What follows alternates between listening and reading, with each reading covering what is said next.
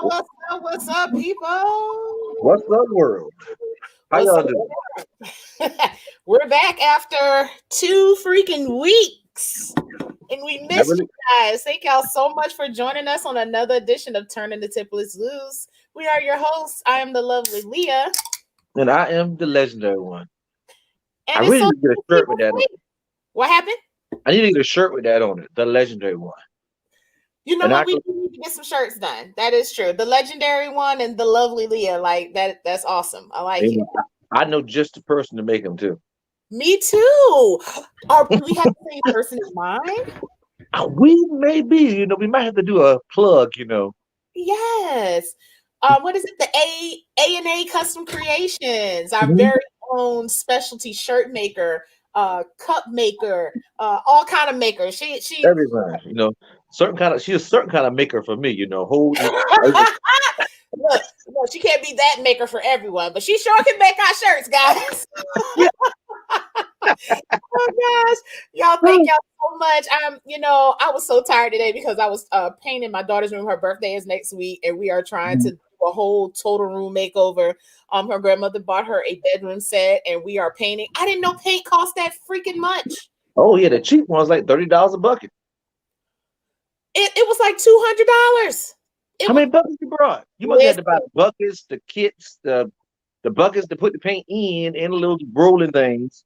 I bought okay, so I said, so while I'm at it, I might as well do my son's room too, right? So I bought a like an off grayish color for their room, and then we're gonna do a focal wall, which is blue and purple, for each of them. And then I got ceiling paint, Hmm. and then I got paint for the trim. Okay. I probably got like 5 gallons down there, maybe. Yeah, that'll be about 200, especially if you bought anything extra. I was Then supposed you to do get something else in Columbia. I was like, that's okay. I just want. I just want so, to but right before the show started, you ever been eating something that tastes so good, go. and you're like, "Oh, this is so goddamn good."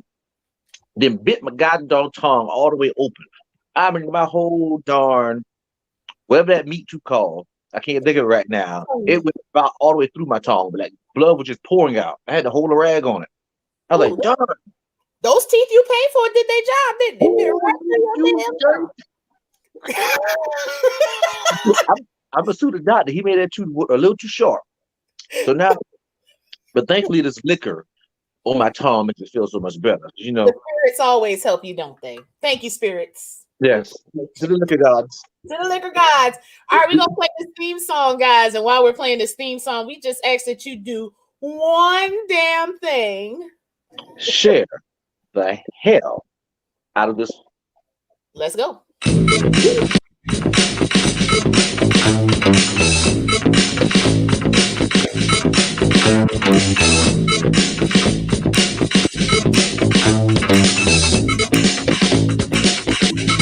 Putting the tipplers loose on a Monday. Let's make it oh so Monday. Drinking, talking, laughing, tripping out. That's what the tipplers are all about. Pour your drink, sit back and relax. Right here, Monday, 7:30 is where it's at. Topics, come on, let's go. And enjoy the show. Enjoy the show. We turn the Tipplers loose. Turn the Turn tip, the Tipplers loose. turn the Turn tip. the Tipplers loose. I'm ready for a good show tonight. We've been on for 2 weeks, so we should have a lot to talk about. We got a special guest tonight. Exciting. Yep, we have a lot to talk about when there's nothing to talk about. That's the problem. So true, so true. All right, guys. So let's see. Normally we talk about all kind of stuff tonight. What's going on? Hey, Miss Cynthia, welcome. Betty, welcome. We thank y'all for joining us. We normally like talk about other things before we kind of bring our guests on, but you know what? We just gonna get right into it tonight.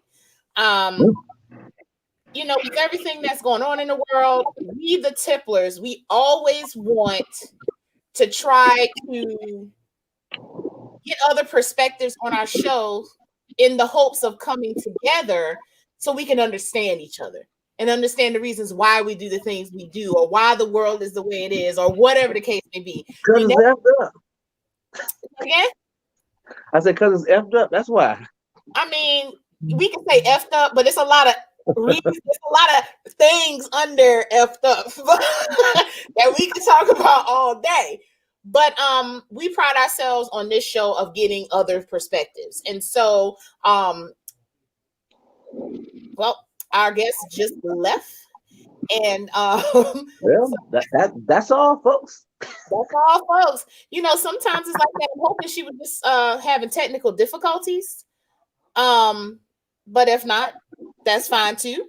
Okay, yep, she popped back up. Okay, so I guess it was just a technical difficulty issue. But we pride ourselves on getting other perspectives, listening to other perspectives, talking out to see why. Because sometimes it's the simple fact that we don't understand a person's background or what they went through in order for them to get to where they are. So we're going to go ahead and talk to a special guest tonight. She is, and Roderick, I'm going to let you introduce this person because you know a little bit more. Well, you know I'm simple and cut dry. Well, no, not really. I'm very complex. But I talk simple and cut dry. So we wanted to get somebody with all what's going on in politics. Every day you hear about politics, but we wanted to get a Republican's view on the current status of politics in general from their view. Because we can give our opinion about situations, but we can't speak for the other side. So we got a special guest, and let's see, and she's gonna come on and just answer questions that the viewers have. Ask some questions that I have been asked to ask that I'm gonna ask her, and we just want to see how it goes. And guys, if you're watching, we have the chat box over here. Feel free to type in a question if you have one, but we always want to stay respectful. Okay, so we're gonna do that today, and we're gonna go ahead and bring on C. All right, C, welcome. Thank you so much. Thank you, and good evening to you both, Mrs. Lovely Leah and the legendary one, Roderick. Hi, I just want to let you all know, sorry, the broadcast was a bit fuzzy earlier. Both of you guys kind of sounded like you were underwater, so I'm going to do my best. But I did hear the last part very clearly about the questions. So yeah, let's just let's go on and proceed without further ado. Yeah, so I would like to start off and say, you know, as far as the party lines are concerned, I mean, it's a gray area for me because I would almost always consider myself an independent, but for now, I have had to go on and side with who I thought was more beneficial for my personal ambitions, and also who had my best interest personally. You know, everybody has their own personal reasons for why they choose to go one way or the other, whether or not you want to go independent, Democrat, or Republican. It could be a personal issue. It can be your business structure, how your business is structured, and what's going to be more favorable for the opportunities that you foresee in the future. You can be looking at all the policy work that's going on within the Congress and Washington D.C. and decide if you think that the policy of Republican ideals are more favorable to you or your business and or your family over the ideals that Democrats have. So it's just kind of where your interests lie, and people have this whole notion and think that all Republicans have to be super filthy rich, and that's not always the case. It's the ideals that follow behind the party, what they stand for. There are certain things in the Republican Party as far as customarily that they believe in that I actually kind of do disagree on. So it's not 100% all or nothing. You understand? There's always kind of like a happy medium or some sort of compromise there, to be reached on certain topics of discussion. So it's a personal issue for me that really led me to begin to lean towards the center. I would call myself a center right. I wouldn't call myself an extreme right wing person or a radical righty. I would call myself center right. As in, I would say I'm more towards the center, kind of not too far from liberal, but more right than center.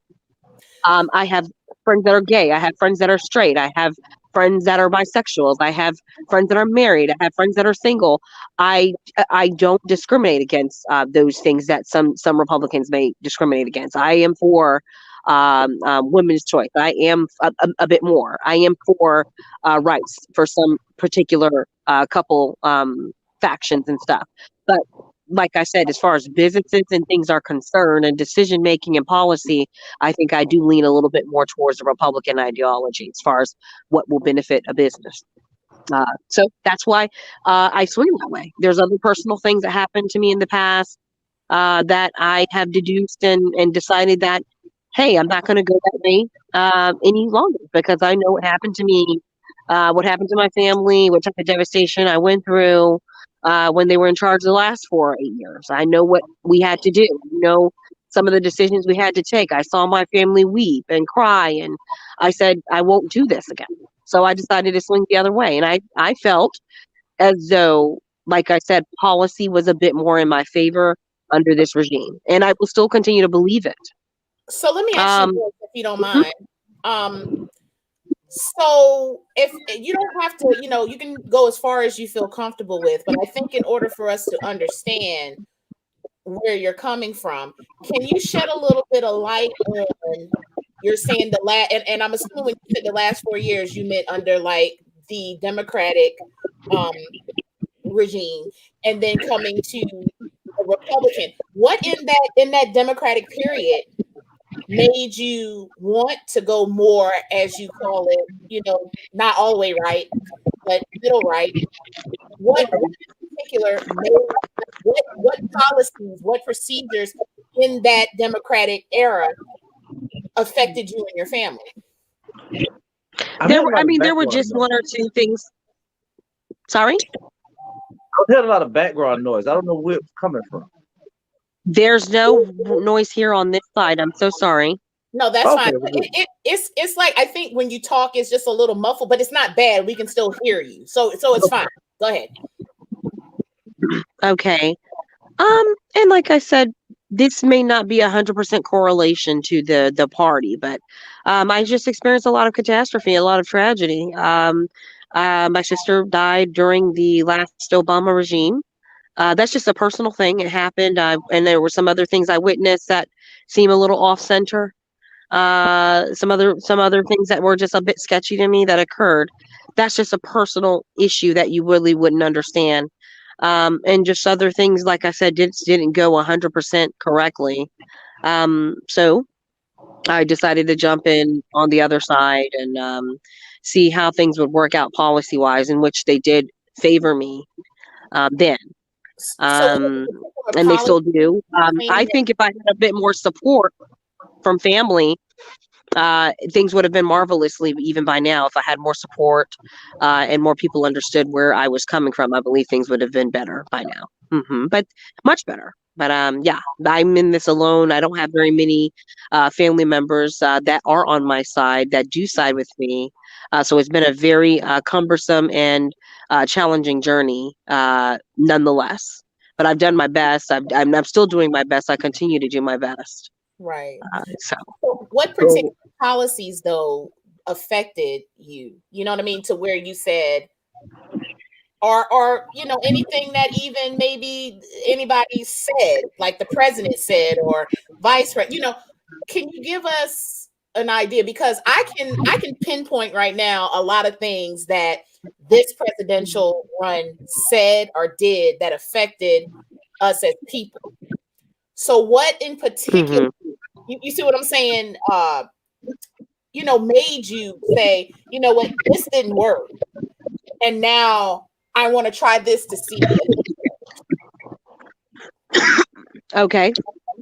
I hope I'm not hitting the wrong nail on the head, but the work groups and things that are underneath the different regime, the Republican work group versus the Democrat work group.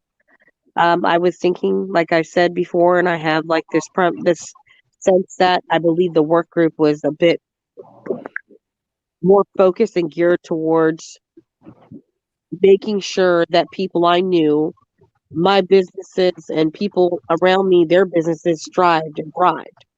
I've got family members that are doing magnificently well under this regime.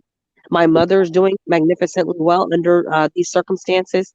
I have some personal health challenges and things I'm going through at the moment Had I not had these challenges, I would be doing fantastically well as well. So I see a lot of people, like I said, that are close to me that are flourishing under this regime, making larger strides under this regime. I'm talking about home purchases, new car purchases, things that we really didn't see before, the luxuries we didn't enjoy before. I'm seeing happen under this regime.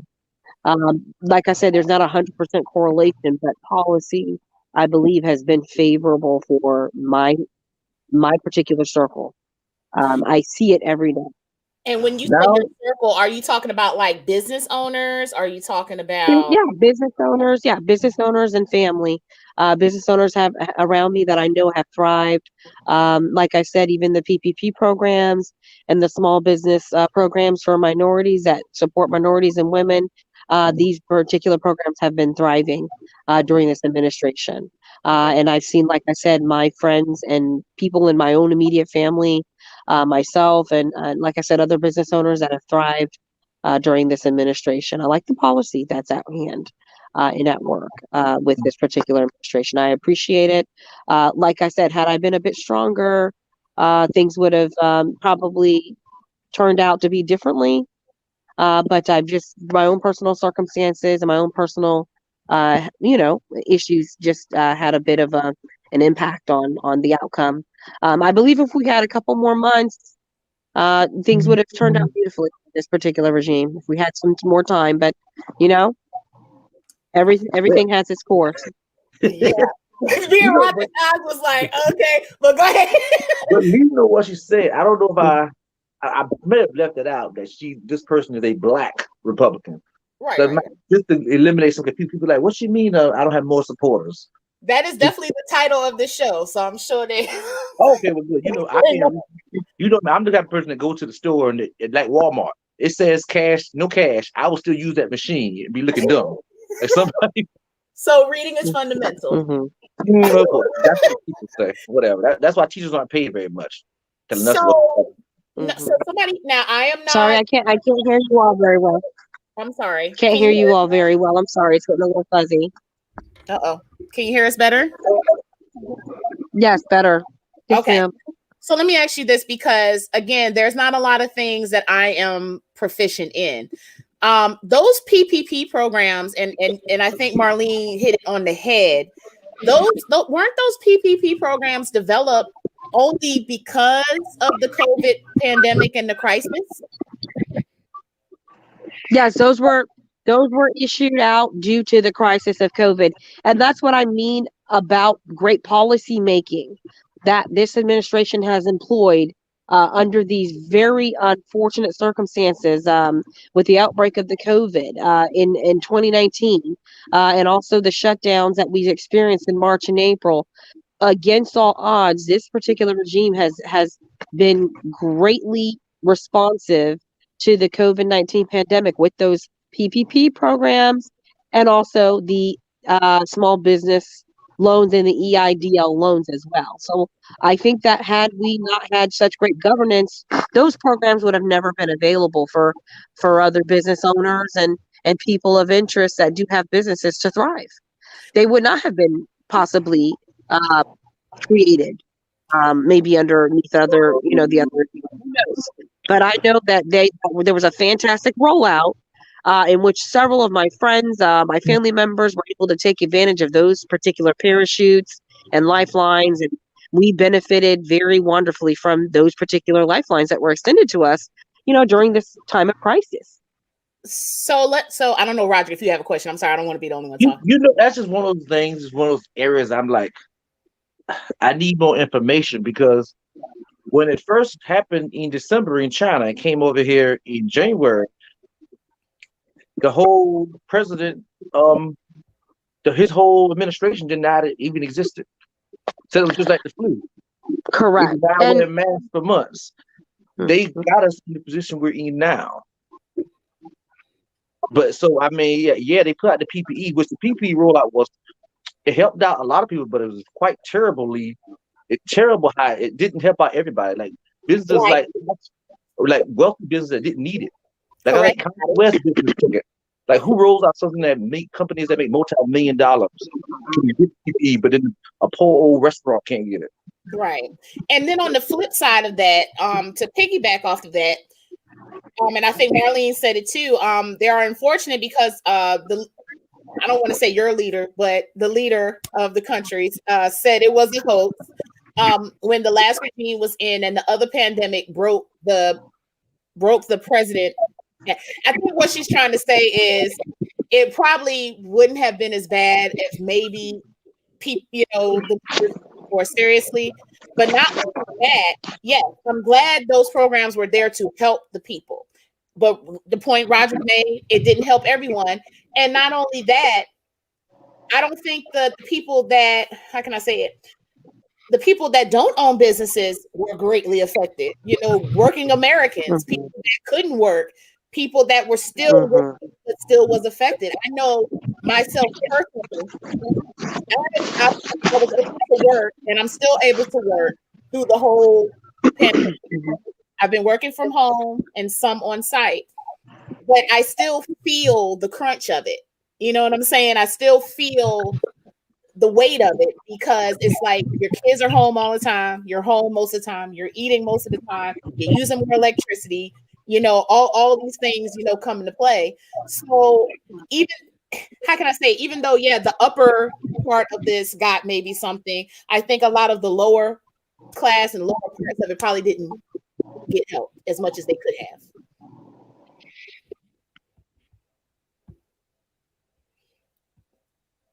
Somebody else said something. We can hear you. Somebody they're asking you a question. C. You mentioned that you had healthcare challenges. Do you feel about this administration? How do you feel, excuse me, about this administration attacking pre-existing conditions in healthcare?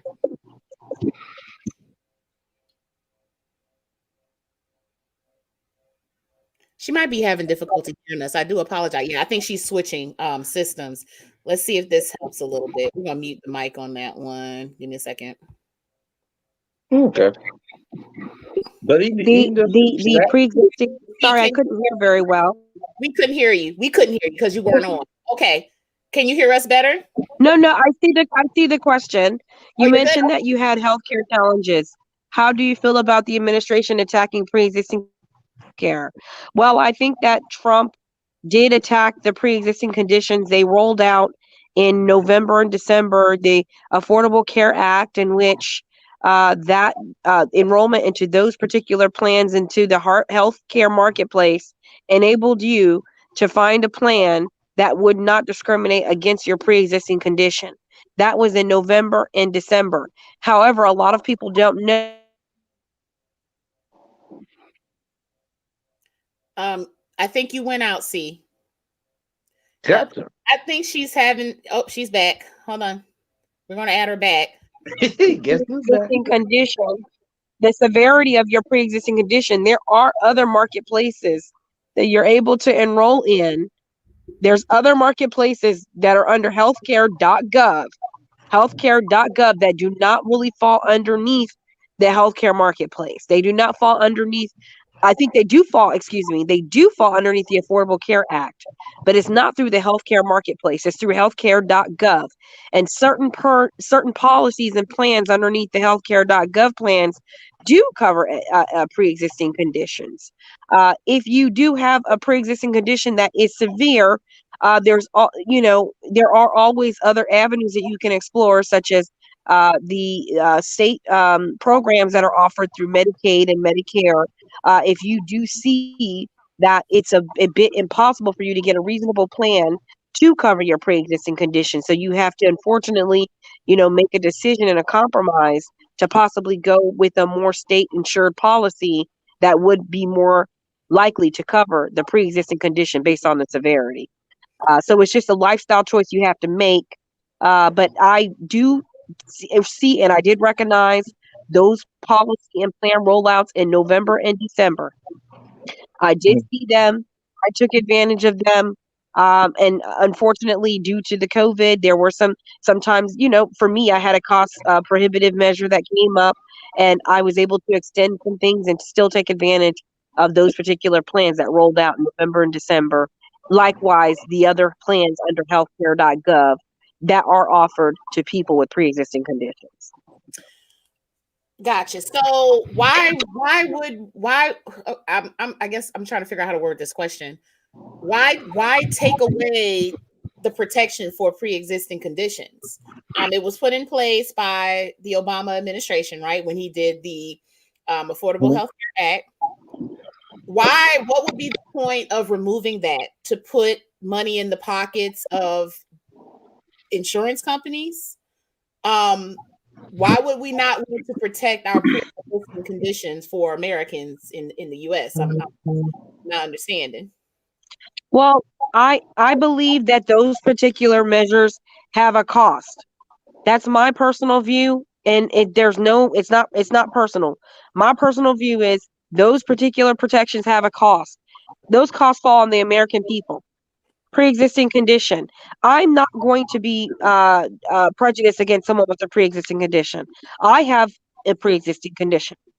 I know that if I have to go treat my pre-existing condition, I'll buy a plane ticket and I will go fly somewhere in this world, whether it be India, Dubai, Colombia, South America. I will go fly wherever I can treat my pre-existing condition in a fashion in which is affordable for my pocketbook. But what about I the will get people on a plane, treat myself.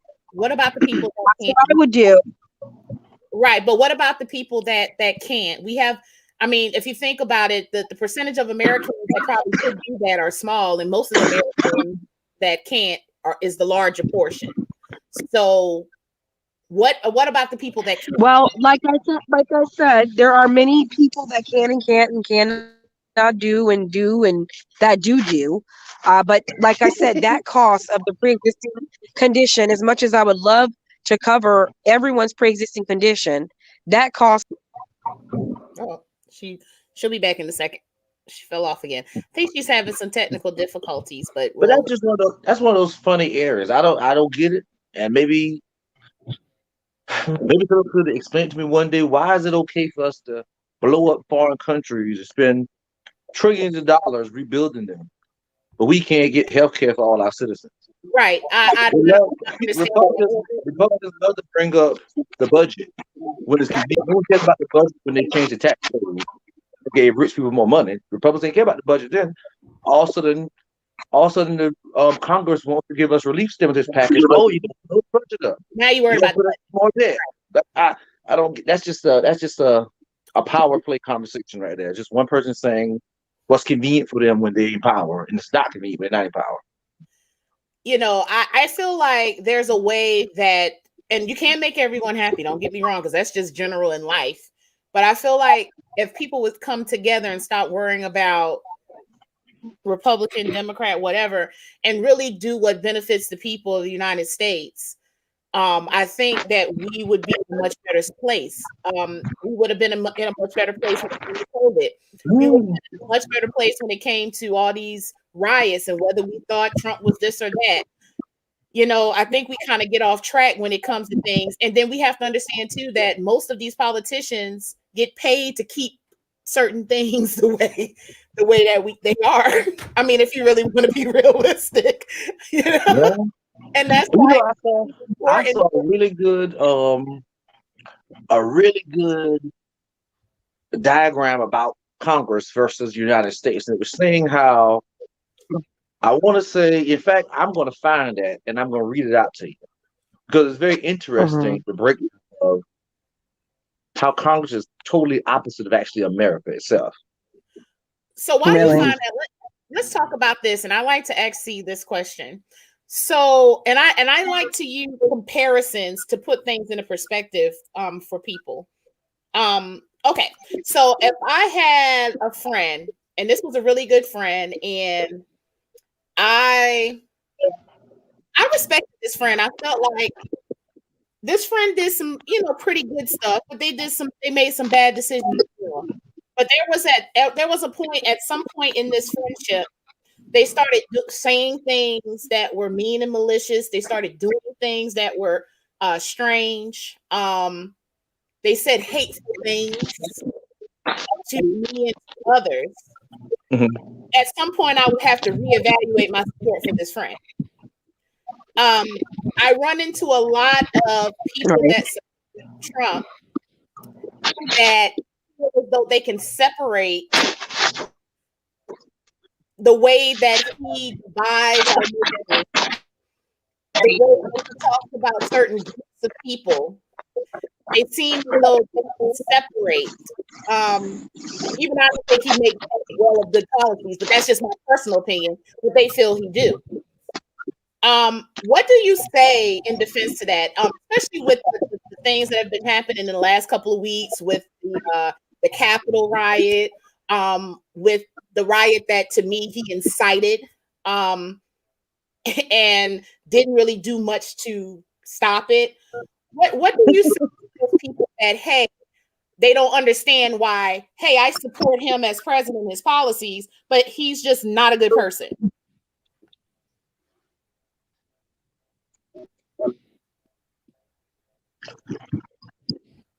I'm sorry, see, I'm not sure if you heard anything we said.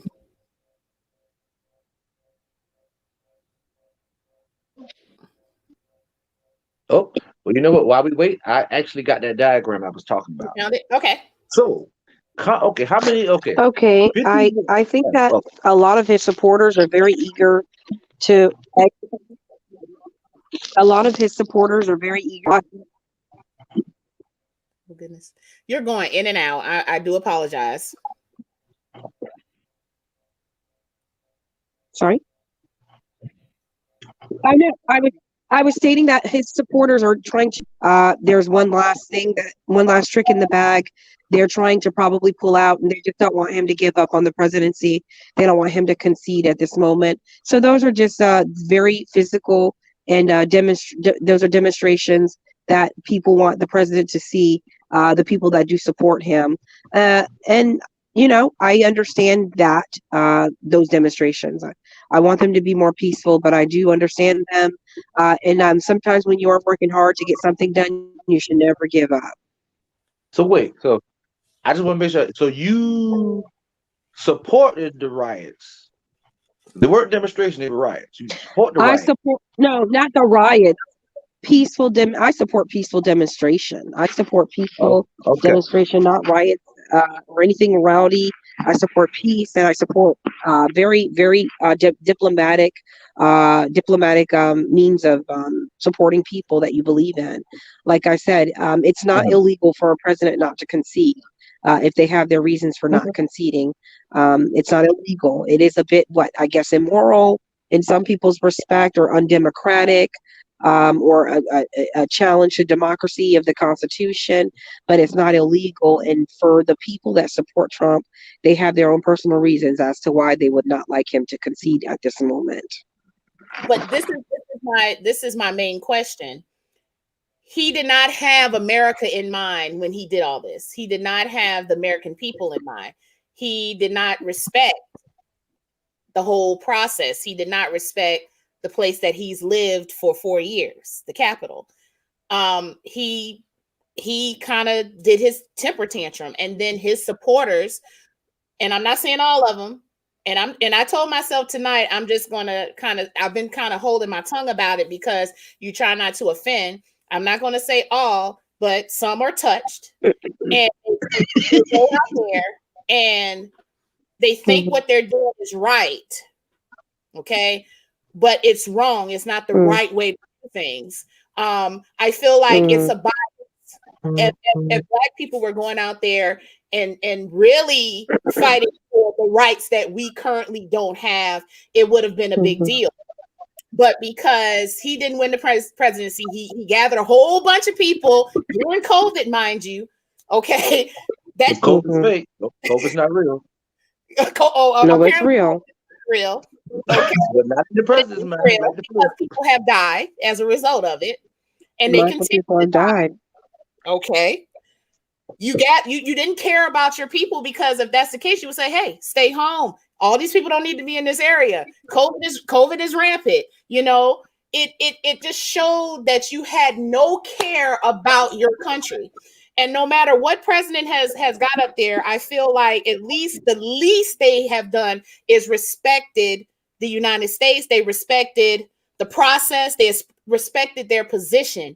And at that moment, I never, and I'm 40, it might be been some other people before me, but I don't think in the history ever have I ever seen a blatant disrespect of our states and a show of how we think we're on top, but we aren't.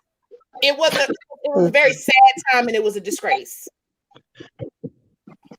But like you said, it was very funny. It was funny to see, but actually was sad at the same time. It was like we were like Cuba or like Venezuela. It was crazy. Mm-hmm. But I'm gonna change it up a little bit real quick. Change it up a little bit. I guess every regime has their time, and right now, it's up to the American people whether or not this transition will be very smooth come Wednesday or not. I personally, like I said, had my reasons for being for the Republican, especially the Republicans in my state, for the policy making that they employed. I personally had my own reasons, and I understood them and respected them for that. That's a personal issue, and like I said, based on my business decisions and where I saw myself in the future, and what was going to benefit those and those around me, those businesses and business owners around me that I care for so dearly. So that's my own, like I said, interpretation. I believe sometimes if a person is very, very convicted in what they're doing, it's okay not to put up a fight, and not to give up, even if it is the last minute. And even if it is until the last minute, which will be Wednesday, I believe it's okay, and sometimes you got to be a good sport when it's all over and said and done on Wednesday. If things do not fall into place, unfortunately for the Republicans, and it will be good sportsmanship to do a transition of peaceful turnover, but never give up when you're trying to fight for what's right. And I'm for that fight, and I understand it. Okay. And I don't think that there's anything wrong with it.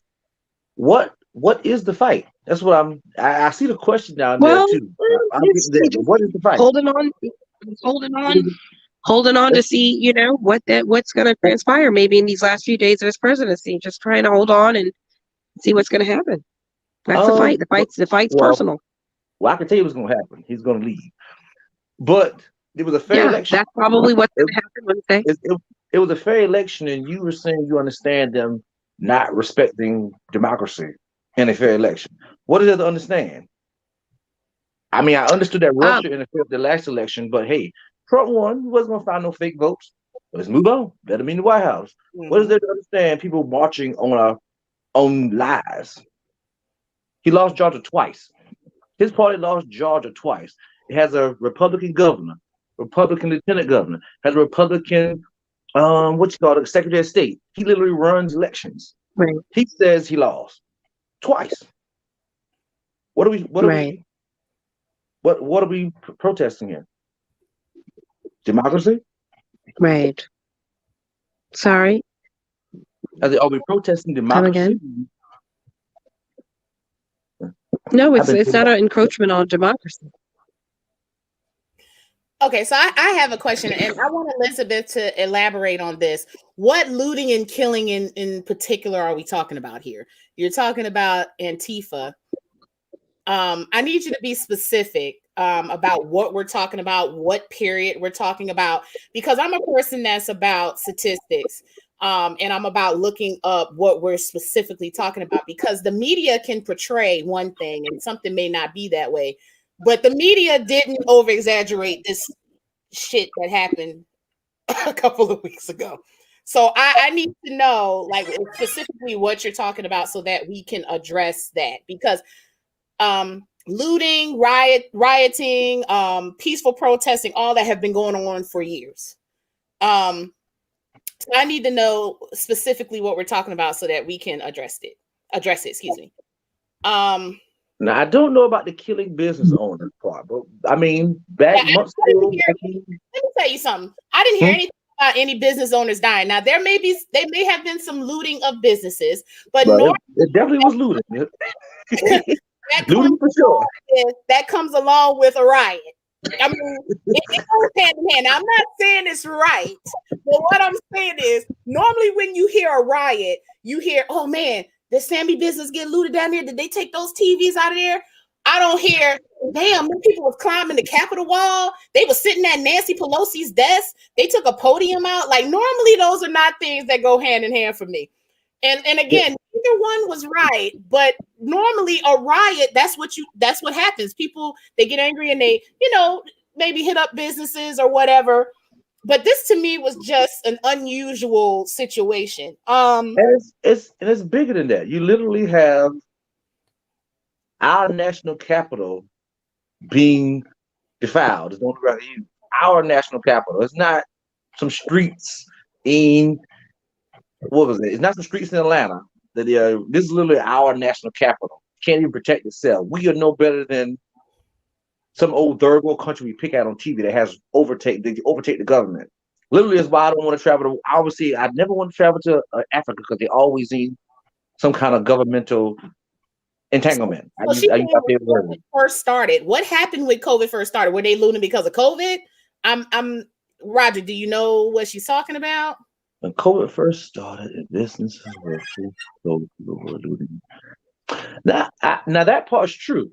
The looting. I don't know about the killing business owners. Now, I haven't read. Why was the riots going on when COVID first started? That's what I'm trying to figure out. Now, back when COVID first started, that's what this year has been just a year of hell. We got to remember Floyd. What's that man? Oh Lord, I forgot his name. George Floyd. No.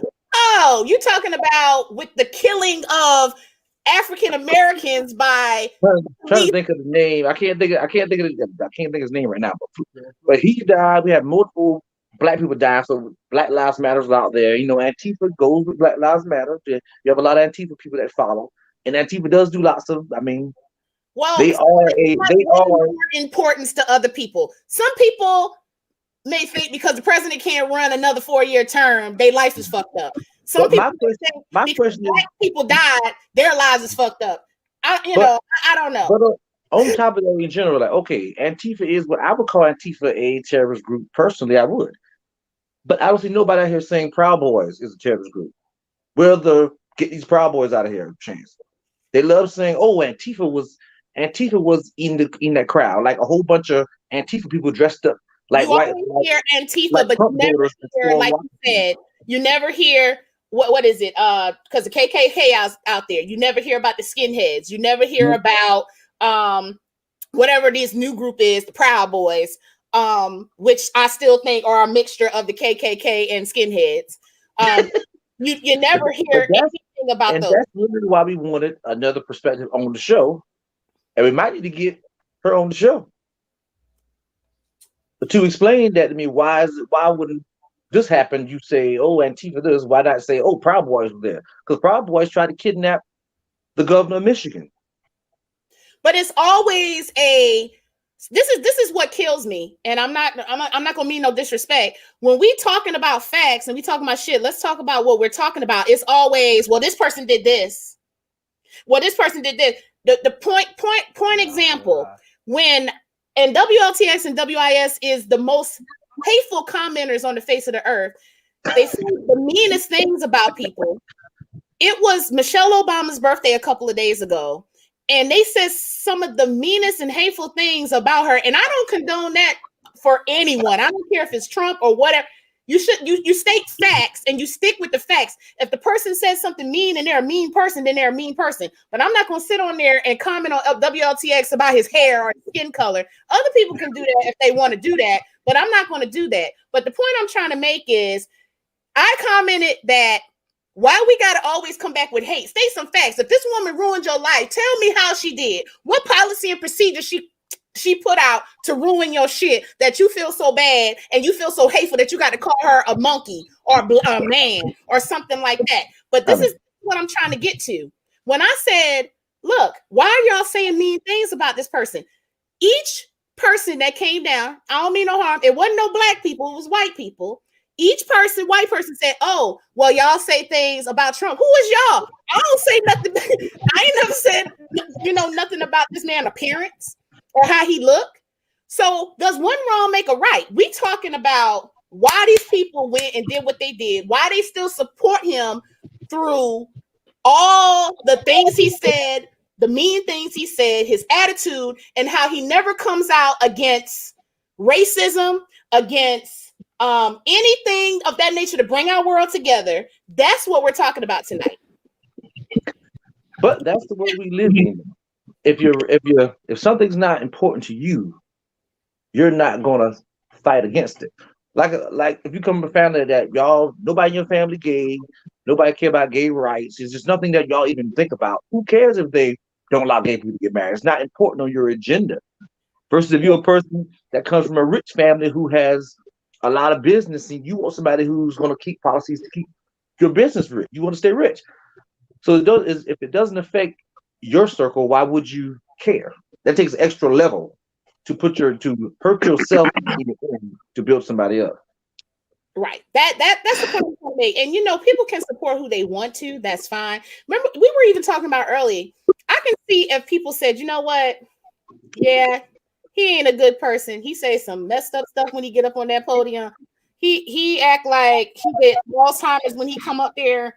I don't know who writes his tweets, but hey, I like the guy and I like his policies or whatever. And then I'm gonna come back and ask you what policies you like. What did he do so good? But I'm gonna be honest with you. I have not got a clear answer yet from anybody that I've asked. I have not got a clear answer. Look, I'm trying to think of a policy he did good. Okay. It depends on your perspective. I'm sorry to interrupt you, Roger. Let me say this, and I'm gonna say this real quick. Not because a pandemic came, because if you didn't help your people during a pandemic, then you're just a jerk.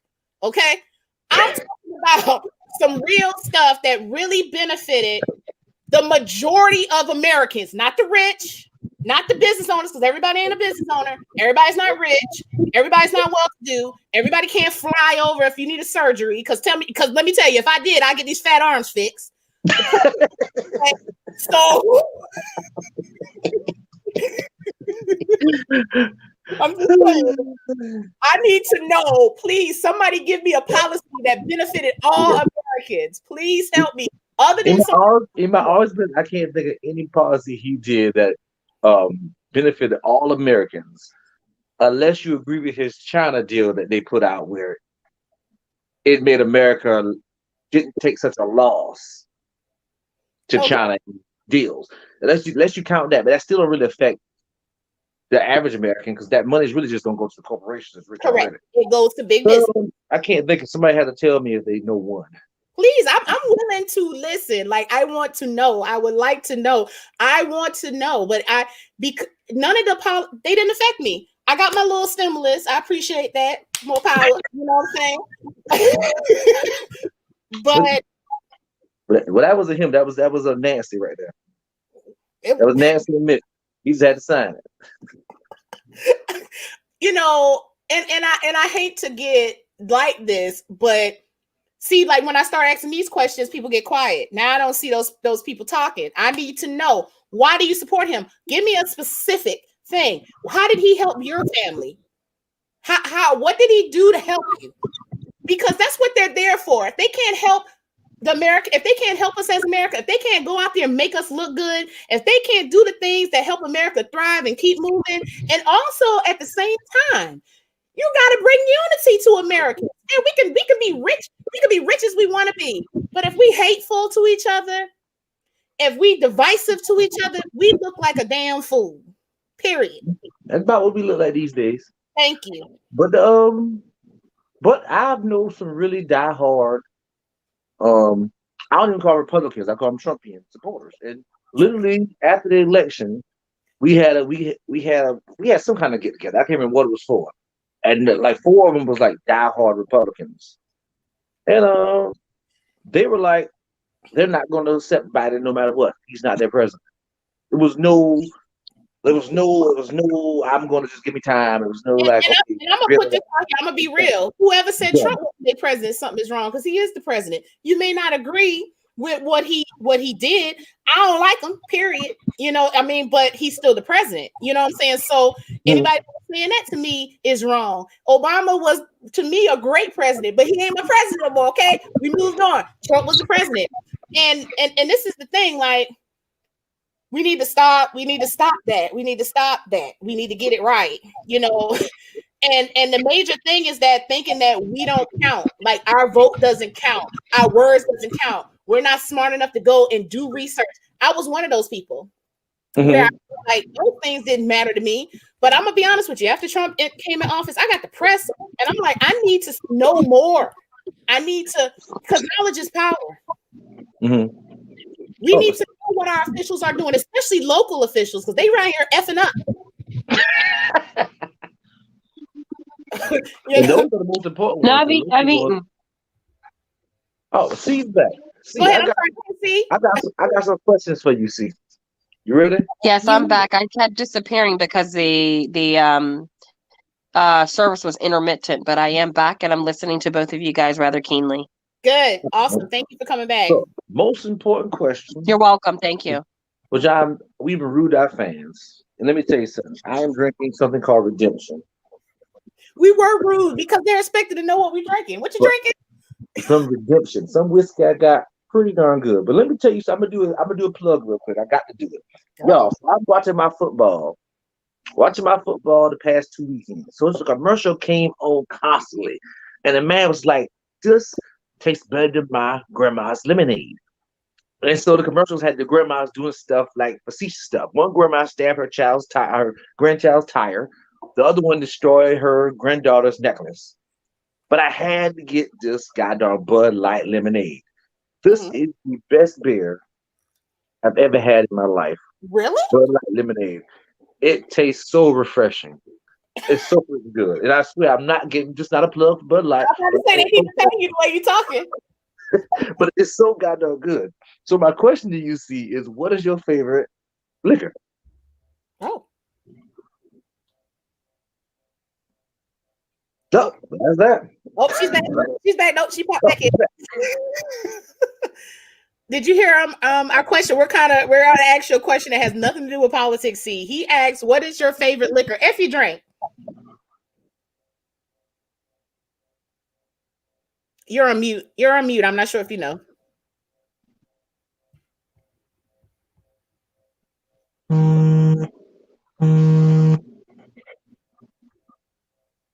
See, are you there? She's still on mute.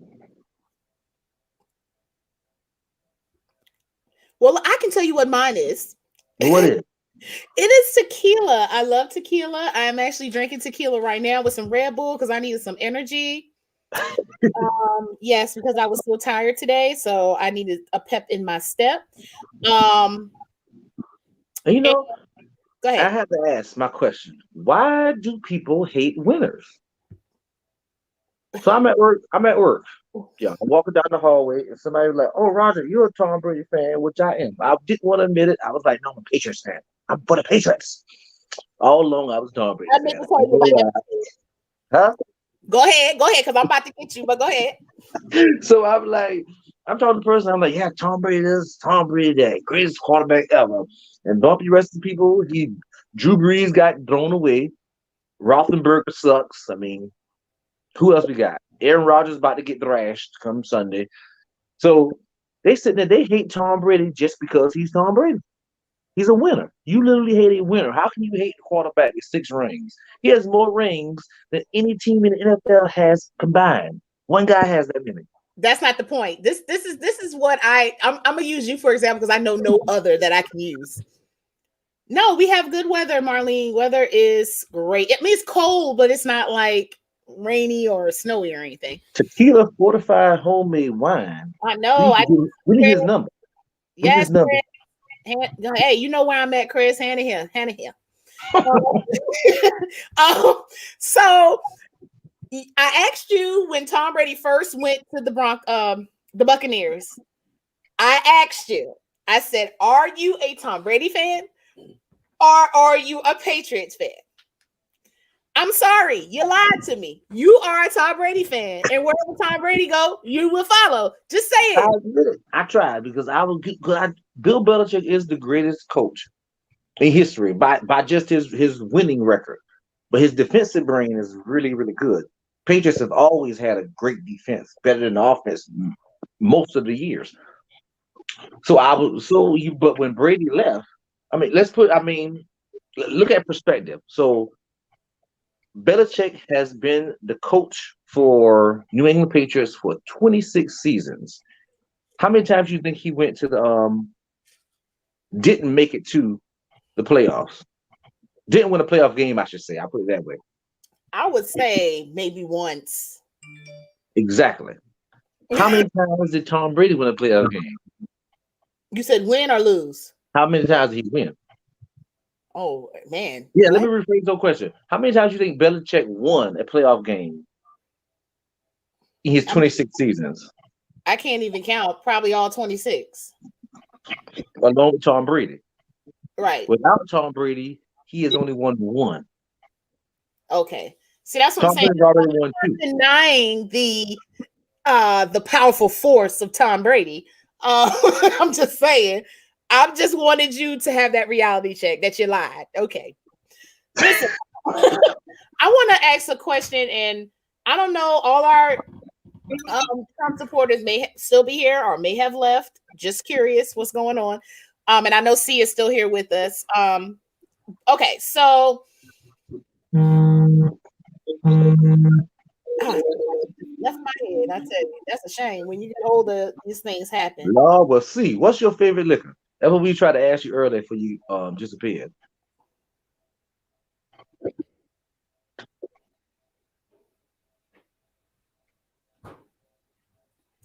Okay, I don't. Okay, so let me. Okay, I don't know if she's still here. Can you hear us? See? Yeah, technology does fail us sometimes. It'll do it now. Okay, so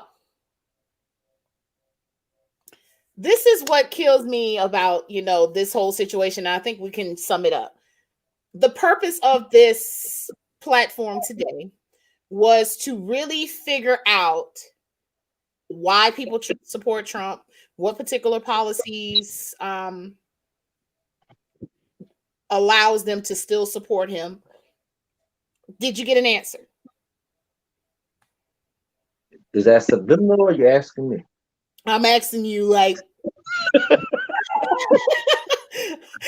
I need my audience to answer as well. Did anyone get an answer specifically as to why you support Trump and why his policies were so great and what And in particular?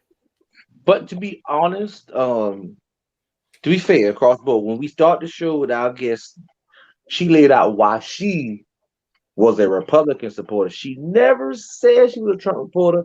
She's kept in that vein that I'm a Trump supporter, which I think the party is now completely Trumpians. They're Trumpians. Like they have accepted his lies, his mistruths, if I want to be politically correct.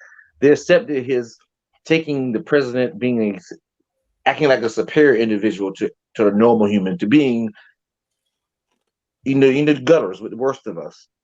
They have accepted that. They become the Trumpians. It's not about, I mean, the president, what could the next president do that would shock you besides killing somebody? Honestly, I'm not going to say it because I'm gonna be real. I don't care if you're Democrat or Republican. You fuck up my shit, we got a problem. Now, Biden coming up in here, he looked like he about his business. Okay, he already put together his shit. He's talking about a plan with COVID. He talking about rolling out some more vaccines. He talking about, okay, hold on. I'm gonna take a break because Elizabeth says something. The 2017 tax reform for economic growth. It hurt me. I'm part of that class that it hurt my pay grade. I I got more money per check, but it didn't equal what I lost in my returns. All right, we're gonna In look fact, this up because huh? I'm gonna see if this help a sister like me. I'm like poor middle class. Let's see. Yeah, the tax reform really helped corporations. It took their taxes maybe from 26 down to 21, which is a lot of money when you're making billions. But for I'm people like, because huh? I'm taking receipts today. We pulling this up. All Yeah, right. So this is but what it says. Oh, you right? You want to say something, Roger? I'm sorry. oh no, if you got it in front, you read the facts. It says the biggest individual and business tax cut in American history. Goals for tax reform: grow the economy and create millions of jobs. Simplify our burdensome tax code. Provide tax relief to American families, especially middle income families. Lower the business tax rate from one of the highest in the world to one of the lowest. They did do that. That's no lie. Yeah, it did that, but did it do the other things I talked about? Nope. I literally lost about, well, heck, you do my taxes, you saw the difference. Yeah, yeah. I mean, honestly, I agree.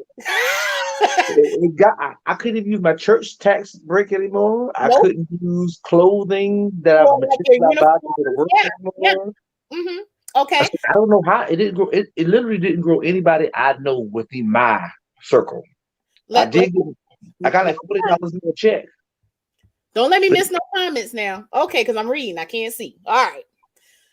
Individual reform. Tax relief for American families, especially middle income families. Reducing the 7 tax brackets to 3 tax brackets for 10, 25, and 35. Doubling the standard deduction. Providing tax relief for families with child and dependent care expenses. Wait, did they say doubling the deduction? They didn't double the deduction. Boy, Now I know that for a fact. And providing tax relief for family with child and dependent, that already was there. It ain't like it was no more. I wasn't balling. I got 2 kids. I wasn't balling, okay? but that goes to show back what you said earlier. When you just go with what you see, All right, and let's not keep go with what going. you, yeah. This, But I don't know that the tax, because I don't know what he did for small business. I don't have a small business. If I had a small business, maybe I would have got a lot more money back. I don't know. right. But from an actual average American who works a regular job where I have a boss, I didn't get anything out of it. No. I'm trying to tell you, it was for businesses, and it wasn't even small businesses. It was big businesses. Yeah. They got. Why do a Wow. big business need tax cut? They need to spread that. Honestly, if they tax these big businesses the way they're supposed to, we wouldn't even be arguing about things. Most of that money could be going to pay for our homeless, to pay for the And things that we're but you lacking. know that's all about. That's why they had to get rid of lobbyists and those lobbies going to Washington, because it should be a state. Like, okay, like speaking about South Carolina particularly, we needed Amazon to provide our jobs. Amazon deserves a tax break on their business in Columbia because they employ so many people, which stimulates the economy. Mhm. So the tax break was beneficial for our community growth, and it was beneficial for Amazon. It works. Washington should not give tax breaks to a company. State should do it. That benefits them. Walmart shouldn't get a Correct. tax break that Washington deems them to get. Right. The states that the 155 million Walmarts should give them those breaks. I totally agree. And Marlene, you said it best. And like I said, I dabble in a little bit of taxes. It was very hard for small businesses for the past couple of years. They just couldn't get the tax breaks that they were getting. But I damn sure believe that these big businesses were. Okay. It didn't trickle down to anybody. Okay. Let's see. Repeal the death tax. What the hell is a death tax? When you die, I you don't, don't pay tax? I don't know what death tax is, but I did see a comment that said prison reform. So that was a positive that he did that helped more blacks than anything, probably. Say it again. What was it? Prison reform. Okay, prison reform. Did it happen though? Yeah. Well, he signed some papers. I don't know the actual wording of it because I don't Well, know what maybe was somebody behind. I think it will was I think it was executive action. I don't think it was a law from Congress. Okay, Elizabeth, I think so. Trump got rid of the law that passed by Obama that you would be penalized if you didn't have insurance. Now that I I'm agree. I agree with that completely. I That was, agree. but that was necessary and not defending it because I completely did not agree with it from the get go because I didn't want to be penalized for not needing insurance, and I mean the peak of my health. I could do backwards flips still. I did. In fact, 3 nights ago, I did a what you call it? Then you go backwards and sit backwards like that on my hands, Mhm. a back bend. I did that just 3 nights ago. I'm in the pinnacle of health. I don't need to pay for insurance. I don't need anything. So I totally disagree with that. But it was needed to make Obamacare work because the healthy people, like any insurance, healthy people pay for the insurance. Hold on, wait a minute, Roger. So Marlene said that wasn't a law. We need to clarify this. It was a mandate. I thought you said mandate. No, oh yeah. Oh yeah, it was a mandate, but it was law. If you didn't do it, you would get penalized on your taxes. All right, Marlene, help us out. Why are you saying it wasn't a law? See, this is what I'm talking about. Like, we need to. It's not a law because laws are passed by Congress. You have different levels of them. You have I can't get into logistics right now, but the legislations make them, judges make them, and then like local officers make them.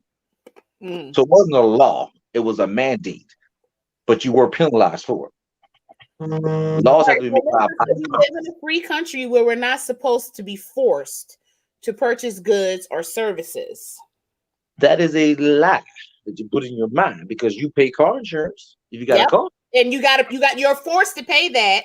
If you buy a new car, you're forced to buy full coverage. Last time I think I paid for Social Security, I pay school taxes, I pay road taxes. That's true. I don't even go on. So that's all about it. So it's kind of like people that said, "Don't wear masks, infringe my rights," but you wear your drawers and your shorts inside the grocery store. One of those things. That's a grind my gears kind of situation. You grind my gears, but you picking, choosing what you want to do. No, I totally don't agree with that part. We are forced to buy a lot of goods and services that they say we have to do. But yeah, you don't have to buy a car to live, but you're going to pay taxes on things that you don't even use. Well, who's going to not have a car unless you just can't afford to have a car? I'm just saying. If I lived in New York City, I probably wouldn't have a car. I'm just saying, when you buy a new car, you're forced to get full coverage because they want to make sure that car is paid for. It's not an option. Mm-hmm. We're getting into these little details. You don't have to buy a car to live. I mean, okay, we live in South Carolina. Where the fuck am I walking to? That's a true statement, though. That's a true. Well, where am I walking to? Don't get mad at a true statement. You don't have to buy. She got us good now. She got us. But I'm just saying, you're right. Okay, so technically, if I don't buy a car, I'm not going to die today. But damn sure my feet gonna be hurting walking. Okay, I might die. But still, the government has for years been forcing us to pay Social Security, which is, and Republicans love to say, "Oh, that is going to be capitalism." And the Republican Party made Social Security. They made welfare. These things they did. But I mean, I guess it's back to old, what's good for the goose, good for the gander. I mean, one day you're with it, one day you're against it. But I'm okay with it. Yeah, I mean, my thing is this. I feel all our problems can't go away, don't get me wrong. But a lot of our problems can be reduced if we have these conversations. And I think the most shocking thing to me when it came to politics was the simple fact that science became political. Hold up, Elizabeth, it's not 15. When you have to pay the IRS $1,500 because no insurance, I don't think it's ever been. I don't think it's been that high. I don't remember the actual figure, but that's okay. I don't remember the figure. I personally felt like that was. I'm not sure if it was $1,500, but I do feel like you shouldn't have to pay. If it was $1,500, that's ridiculous. But I mean, yeah. I don't even believe it. I don't even believe in I don't know why the IRS exists. Why am I paying money for it to the government to start with and to get back to me? So this is my opinion, and somebody can chime in that knows better. So basically, we're paying them taxes because it's like, hey, we're giving them money to make things run, and then they're giving it back to us, or though some of us get it back, depending on where you at in this life. Don't get me on that. Don't get me on that. It's almost like a loan to the United States of America. I didn't think it was $1,500. That's why no way in hell that it was $1,500. But I don't know, so I can't speak on it. I'm telling you, I do taxes, not $1,500. I don't know where that came from. But nonetheless, no matter the amount, I don't think it was right to have to pay it. She said each year the amount of the penalty increased. I don't know. Oh, she said she paid it. Okay, well, she paid it. She knows. She saw it. Hey, go for it. um, Not go for it. Get insurance. I'm joking. I'm joking. Don't be think careful. about it. I don't know. I mean, but if you okay, I don't know. I don't know. I ain't gonna get into all that, but that's fine. um, I think though, and getting back to what I was saying, having these conversations help. We all come from different walks of life, and I don't understand the life of. I don't completely understand the life of anyone else because I haven't walked in that life. And when we have these conversations, maybe we can have a little bit of more empathy about what people go through, whether you're middle class, upper class, rich, poor, whatever. Not to cut you off. My thing is, I want to speak with a proud supporter of this last administration in 2 days about why you're okay supporting the hate. What are your tax breaks as a small business owner so great that you don't care about the belittling of people calling African countries shit holes, knowing it's going to hurt, make a whole bunch of black people feel a certain type of way, picking at a retarded person on stage, and the list goes on. Why does this not even bother you? You don't care because Obama wore tan suits to a conference, and the whole world blew up. They got on his ass so bad over a damn suit. Fuck a suit. And I mean, President Bill Clinton got impeached by the House for getting his dick sucked. Suck his dick all day. The president. He owed that. So that's where the Republican Party came from. And then we at this level now, like, okay, this man never went to church a day in his life, but I'm gonna I need the to go from that to this. I want somebody to explain it to me in a way that makes sense to me. Because I've heard people yell and shout all kind of nonsense. But I've never heard a person actually explain it to me in a way like, oh, that makes sense. Let's talk about this. And I'm just gonna make this point. I have not seen our state. American. American. Our world. Got the whole world. I don't know why this thing. I think there we go. I have not seen our United States in such a turmoil. And honestly, we can blame it on COVID, but it was fucked up before COVID. In such a turmoil as it is now. And we have to ask ourselves why. Like we've had other sucky ass leaders, okay? Okay, I'm not saying every Democrat was the best. I'm not saying every Republican was the best. But right now, you cannot sit in your house and admit that this is not the shittiest this has ever been. And COVID aside, I'm just being real. I feel like this is the shittiest it's ever been, as far as the climate of the United States, like the temperament.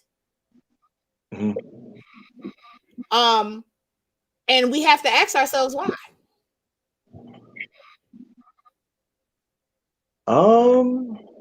The easy answer is we let a con man into the White House that took advantage of people's emotions. I think he's gonna sit back and laugh at this shit on the 20th. But I mean, like, but those, I mean, that was already embedded in people, and it just came out as a result. I mean, in the world I live in, when you cage children at a border, separate them from their parents, everybody would be upset. That just doesn't happen. Even during the Iraq War, when those soldiers killed everybody at the military base, even Americans, we were fighting these people. But like, you can't go around here killing innocent people for no reason. We put them on trial. They were put in jail. And this guy comes along and he gives them a pardon. This is literally the world we live in right now. And his part is okay with that. So I mean, I don't think it was the Democrats this time. I think it was a party that was in search of power because I mean, let's be honest. We took Georgia. Mm. We were very close to taking Texas. Mm. If we keep Georgia, fingers crossed, there will never be another Republican president ever. Florida and Texas can't take you to the White House, and I think that's what the bottom line is. There's a party that realizes we'll never have power again, so we have to find ways to keep power, either through Texas getting rid of voting booths and ballots. You can give your early ballot scene. And Georgia did it, and I'm sure other states did it. Just will never. If they don't, they realize that the minority is becoming the majority, and that is creating hate and anger because they don't know what to do. They have never been us. Um, Cynthia says it boils down to racism. I'll even go deeper to say it's even deeper than racism.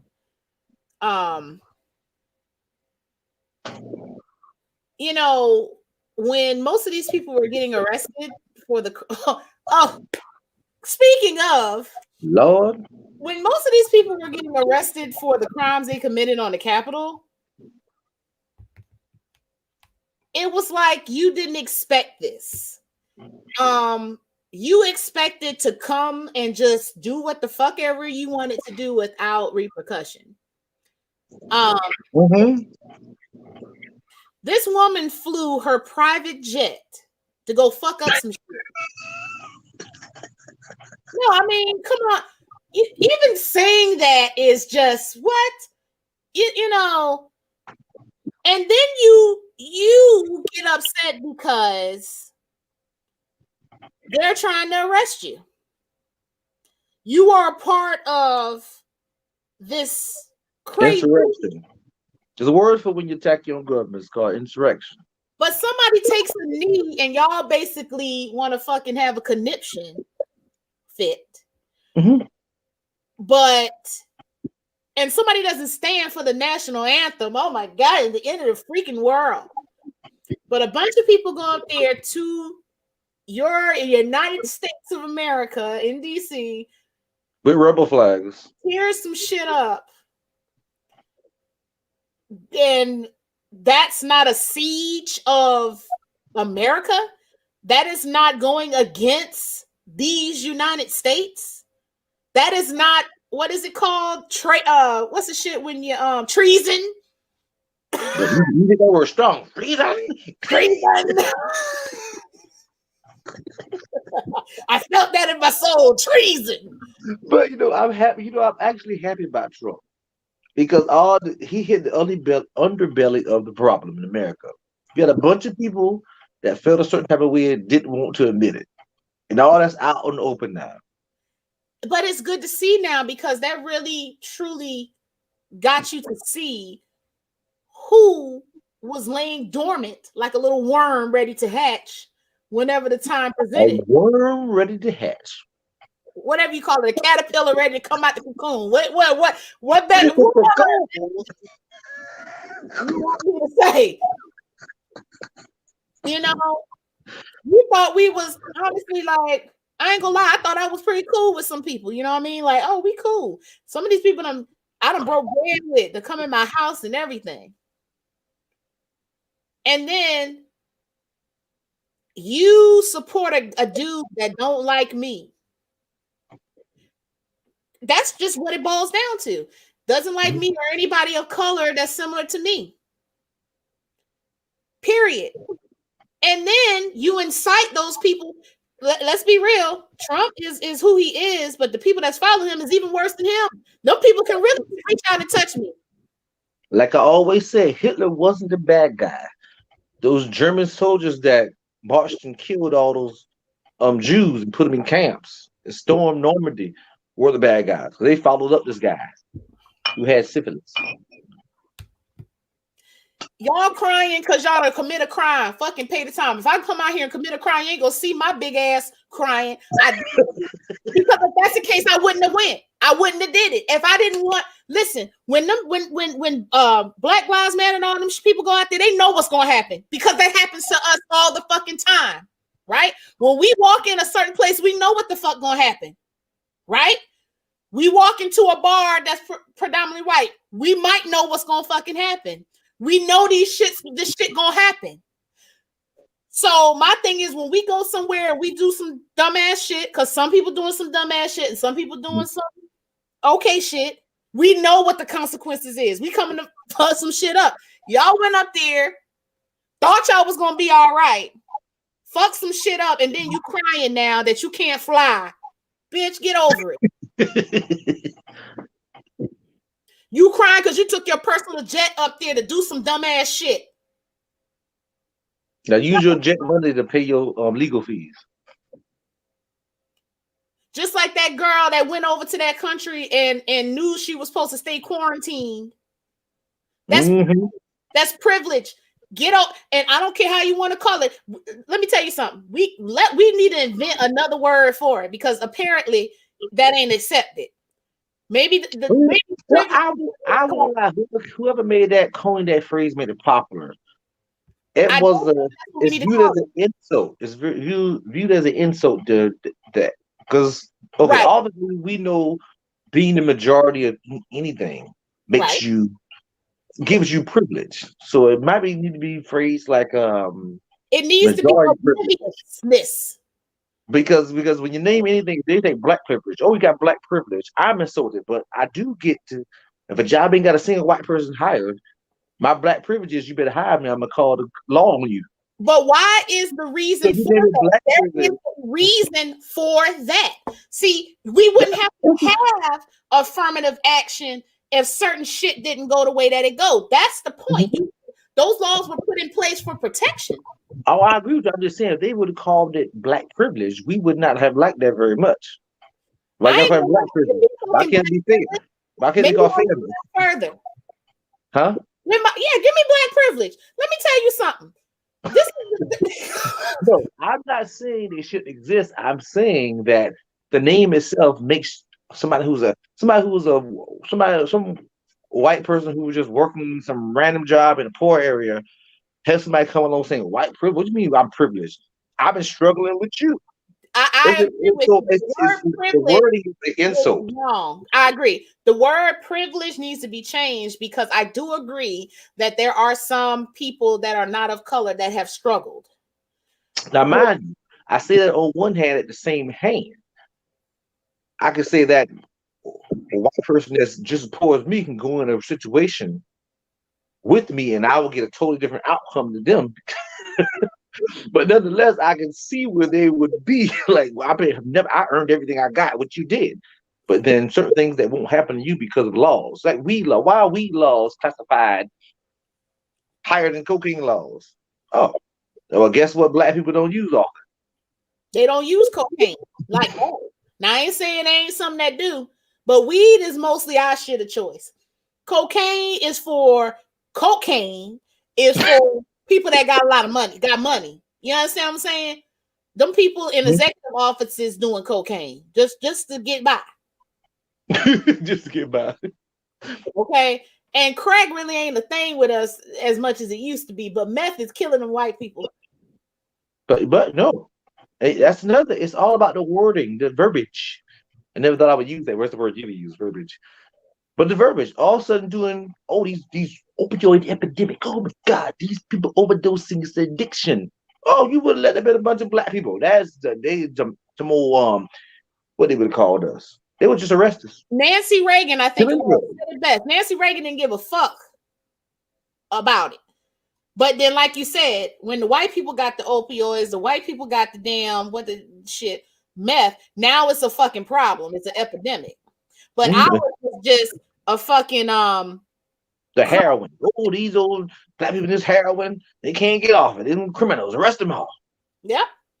So if you are totally from Mars, if you don't understand the double standard. But that's why. Right. And that's why it's called it's said privilege. But I think we're gonna get together, right? We think about another word. I'm telling you, we need to just name it majority power or something like that. Majority of that's majority a good one. I like it. I like it. Authority of power. What's another word? Damn. We need to see what's in. Give us y'all. Somebody look on the internet. Give us some synonyms for privilege. Somebody come up with. But you know what? Next week I'm going to find somebody to come. I want a defiant person. Defiant. Defiant. Somebody defiant enough to speak proudly and not make excuses. Be like, why I'm doing this, why I'm doing that, and come on here. Don't I don't want the whole show to go to it, but 15, 20 minutes. Well, good luck, because I would be pissed off that I'm gonna day. need it because I got a lot of cowards today and over the weekend. And that's another thing. It's like people that normally got a lot of shit to talk, you ain't talking it no more. People, I ain't gonna lie, like I have not watched the news in a good solid 4 years. I've been watching the news almost every night. I've been watching the WLTX like updates and stuff. Like every time somebody do like a press conference with COVID or the governor. Did you see his press conference the other day? I ain't see it. What Foghorn Leghorn said? They catching on too, and I'm gonna tell you, I ain't gonna lie, it's a total disrespect when you post these things in the comments. They say, but they pretty much was, saying, calling him, what's that damn chicken hawk? Chicken. Not Foghorn. They was calling Foghorn Leghorn. Is that the big chicken? Like the big chicken? The rooster. Yeah. Nah. I say. That's what they use. I've been saying that for like 2 years now. They've been saying that in the comments the other day when he did his press conference. Oh, they dirty. They still in my. I'm going to tell you how stupid you have to be. His press conference, and then he put out an article saying that South Carolinians, the teachers need to go back to school, the kids need to go back to school. The fuck? The fuck? What are you talking about? Our numbers are higher than they've been in South Carolina. And you trying to send these teachers back and these kids back, nigga, you trying to kill us. Cut it. And look, I bet it's a private school exemption. I mean, come on, man. You are oblivious to what's going on. These numbers are rising. You put these kids can't go back to school. If anything, everybody should be home. Everybody should be home. There's no logical reason school cannot be held virtually. No, he want to send them back. He want these teachers to die. He want these teachers to quit. We barely had, before COVID, we had a teacher shortage. These teachers like, fuck you. I'm not going to school. I'm getting another job. They working somewhere else. To be honest, they can work at Walmart to make more money than they make a year. I mean, come on. They do it for the love of it. It has to be. They gotta be. Because our kids is bad as hell. Well, I ain't got it. Well, you get what I'm saying. But mine won't. They'll be good kids. I was driving north on I-95 and saw this huge billboard sign, liar, with Lindsay's face on it. Let me tell you. Well, we stuck with it for 6 years, so it is what it is. Listen, I've come to the conclusion, Lindsay backed up and fucking said what he said. He's trying to run for president. Mark my words. He gonna be one of the candidates. He might not make it. Ain't nobody. I'm gonna tell you one thing. You mark my words. I owe you a bottle of elk. Okay. If America ever votes for I don't even want to sound mean. If they vote for a weak man like that, I will buy you a bottle. America he's not going to make it. Trump's biggest winning point is that he is a no apologetic man. He's like a man's man. I said it is what I said. And nobody going for a weak man like Lindsay. Lindsay's weak. His name there's a woman name. His woman name is made for him because he's a woman. You stupid. He's not going to make it, but he's definitely, I think, going to try to put in his bid for like what do they call them people? When you're just trying. He'll be a candidate. He might be a candidate again. What do you call the people though that they get up on the presidential candidates? They call them something else. I thought. Well, I can't think of another name they call them right now, but I know they call them the presidential candidates all the time. So he may try to run again, but America will never vote for somebody so weak and pathetic. That's why Ted Cruz never win, because he's weak and pathetic. Anytime a man insults your wife and your parents, and you sit around here and have conversations with him, he call that man wife ugly. How if I'm married and my wife go tolerate a person who called me ugly, I'll be insulted. I can imagine how a woman would feel. But Right. man called her ugly on national TV, and you going around here eating with him and laughing and giggling. He called me ugly. Ted Cruz will never get voted for any position. He probably lose his next election in Florida, in Texas. Oh, Marley said incumbent. Okay, maybe, but I think he's gonna try it, but he ain't gonna make it. All Oh, right, he definitely won't make it. I mean, he won't make it. He doesn't have the charisma. He doesn't have the look. He has nothing going for him. all right, we're gonna talk about one more thing. You know, I love talking about religion. Religion. Oh, do you now? You love dissing religion, but you don't love talking about. I mean, religion is religion, okay? I mean, we can talk about it. So basically, this Louisville pastor, he condemned some people and he cursed them for those who say they stole the election. So I run that back again now. Okay, it says Louisville faith leaders condemn pastor for cursing those he says stole the election. So basically, this damn fake ass, I'm gonna call it like it is. This fake ass pastor cursed some people that say they stole the election. I'm pulling up this video. Mm-hmm. Because if you a real pastor, you ain't about to curse nobody. You about to wish blessings on people, regardless if you feel like they did wrong or not. You want to do well, right? Well, yeah, exactly. But this fake ass motherfucker cursed some people. Let's put this up on the screen. All right, we're gonna put me and Roger over here in the little area. How dare you? I hope this. That's the left side, so I'll take it. Okay, all right. It's gonna be an ad. God damn it. Per News 18. But you know why that's going on? I would be like, if you enjoy faith, pastor's faith tonight after calling on those he says stole the election from Donald Trump. It comes just days after the chaotic mob stormed the Capitol. Oh boy. Come on, interwebs. Come on, interwebs. Come more technical difficulties. Loading. Presidential transfer. You know what? These ads, we do not want alone. Bye. Power. The 19th Jesse Cole pastor tonight. God darn. I know, right? Oh, what happened? I clicked on the ad. Oh no. Lord. Give us the short version of it. You think it's gonna pop up? I was trying to play the video because I want to hear, because sometimes I don't read these ads because I like to be surprised. Along with those who say this is dangerous. Father, those that have lied, those that have stolen this election, those that have cheated, I place the curse of God upon them. This message now all over social media.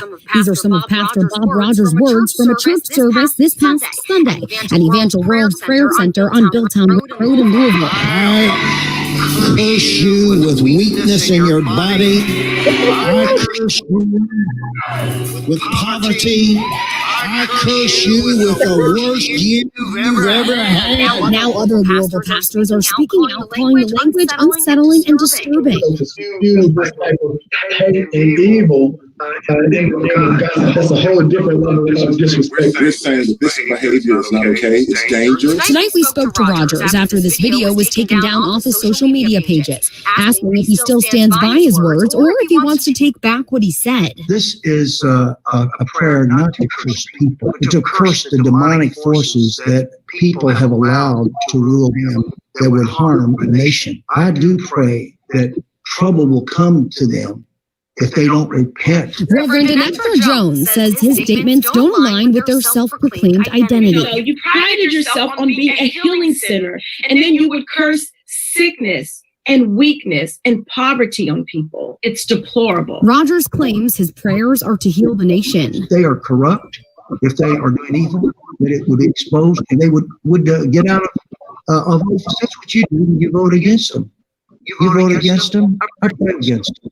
It's the same thing. While these pastors say they are dangerous. It's contradictory, it's hypocritical, and it's downright shameful. It's time we take a stand and call this kind of foolishness out. Just days after these words were said, these religious leaders and others across Louisville plan to come together and speak out against it. For the Night Team, I'm Jesse Cohen. Wow. I have two different takes from that. Okay. Obviously, if you're in church that that church full of some kind of level of foolery. That's more of a cult. Listen. But my second thing was they couldn't find any other race besides black people to be against that. That's the problem that I had. Like when I and this is my first time seeing the story. And the reason why I have a problem with that is because it's going to end up being a black and white issue. I wish they would have found a different nationality pastor to come together with them, because that's how they're going to perceive it. But that's not the issue. You get what I'm saying? The issue is that you're supposed to be a Christian pastor that's supposed to love people regardless. I don't even call him a pastor. He might be labeled as a pastor with whatever denomination he's with, but that was a cult.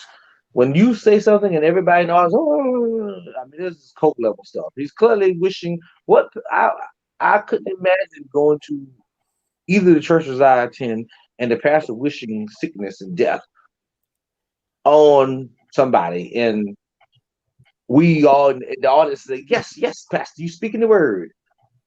That's some sickness going on there. And I'm gonna say this and drop it. However you drop my stance. If you want to say something, that's fine. But that is the problem that I have with Christianity. It's too much fucking dumbass shit that people label under Christianity. Being a Buddhist, you don't get that. Like, you never will hear a Buddhist say, I curse you and I wish death upon you and I wish sickness upon you. But then you got these. You will see a Buddhist demand the same restrictions any religion puts on people. No. A Buddhist believes in peace and prosperity. They don't curse people and wish ill will. I don't care what. But all religions have their way of you showing your devotion. None of them don't. That's the whole point of religion. I'm trying to make. Listen, I'm not trying to talk bad about Christianity. I'm not saying all Christians are like that. That's not the point I'm trying to make. But the point I'm trying to make is Christianity has too many fucked up variations where people can just do what the fuck they want to do and say whatever they want to say. You got some Christians that may mean good and they over here doing good. Then you got a pastor like this that's saying some bullshit and people following them blindly. What the fuck? I always say that the people are the problem, it's never the person. You put any psychopath in front of anything, that's what you're gonna end up with. That a guy who literally goes on news and says, what do you say? I'm not cursing them, I'm cursing their faith. And if they don't repent, they go to hell. But that's not what he said. He cleaning that shit up. He was cursing individuals. Yeah, what I'm saying. He literally said in one sentence, I'm not cursing them, I'm cursing. But then he went right back the same time and said, if they don't repent, they're going to hell. So it's kind of like, who say that? He say that. But that's the point I'm trying to make. That's what he believes. Keep that shit over there. Where you at? Don't. I'm just saying that's stupid. Why would you want? If anything, you should be trying to heal a nation instead of. That's the very point that I was trying to make earlier. Instead, you should be trying to heal people and heal a nation and not try to condemn people and send them to hell over a fucking election. Get the fuck out of here. Yeah, I know. But what happened to religion and state were separate? I think somebody mentioned that just now about it being separate, and it should be separate. But whatever. And I'm gonna tell you why I know it's not separate. Every time you see something state feel, they praying. They doing this. Who's to say somebody want to pray? I ain't judging any religions, whatever people want with the shit. to Not spirituality, whatever spirituality you want to deal with. I don't care about any of them. I'm just tell you one thing. I will never be an evangelist because these are the real devils. They around here supporting Trump. Pack full. Most of them are. You know why? You know why? Because they have flourished more than ever under Trump. And those motherfuckers don't pay a dime in taxes, and they around here big balling while the people that follow them is poor as fuck and don't have shit. That's what it is. Your people follow you, and they send you money in the mail, and you take that shit, and you fly your jet over to somewhere while people in the world is poor as fuck, and you sit there preaching prosperity to people. You prospering, bitch. See, you about to get me started. Your people ain't prospering. I'm just talking about the evangelists in general. I don't know what is up with them, and they love following a man who bragged about going to the teen practice and looking at the teen girls put on their clothes. I mean, it has 3 wives, multiple divorces, paid prostitutes money off so they wouldn't try to sue him for something. And this is who you decide to support. So then I will never go after be part of the evangelists. Right. Now, I'm not saying all Christians are bad. I'm not saying Christianity is bad as a whole. But the problem I have is this type of Christianity. That's too much to read. I can't read that much. I'll read it. This type of Christianity polluting the minds of people, and you're leading people to doom, to hatred. That's what gets me. All right. So Chris is a white man. Great. He's talking about white privilege. He said, my dad delivered ice cream and did electrical and odd jobs to get through college. And I had a shit ton of loans, had to be on the other side of quotas if they do something with the data they collect. But I know none of my major struggles have been ever because of my skin. I love you all. Let me know how to grasp this better. Chris, I commend you for making that comment. I commend you for saying that you understand that none of your struggles have been because you were white. And that is the first step, to understand that nobody has ever discriminated against you because you're a white guy. But most Black people cannot say that they were not discriminated against because they were Black. I have several instances to where I can put this into play, where people hear my voice and then they see me and they're like, what the fuck is this? You know? So, Chris, totally agree. I think the first step is understanding that it exists. And we're not saying that everybody doesn't have a certain level of struggle, because most of us struggle. Most of us have worked hard. Most of us, whether you're Black or white or whatever race you are, if you were poor, you were poor. You know what I'm saying? And you had to work hard to maybe get to the point that where you were. But you have to understand that African Americans are disproportionately disadvantaged. It starts off at a disadvantaged point. And so therefore the work has to work, we got to work a little bit harder to prove that we fit in, that we belong, that we are better, we are smart, we are wise, we can do this job, we can do this. We started off at a point where most of our ancestors couldn't read. And then they didn't teach our grandparents how to read. And then the grandparents barely could teach their children how to read. They didn't teach them about wealth, savings, money, because they didn't fucking have it. You know what I'm saying? You got to understand that we started off at a point like, what was I listening to? I think this was MLK on Day Today. Basically, he said this Black guy was friends with a white guy in college. And he said, well, what are you going to college for? He said, enlightenment. He said, I'm going to go ahead. I'm doing this for enlightenment. I'm going to finish college. And then after I finish college, I'm going to go run my dad's business.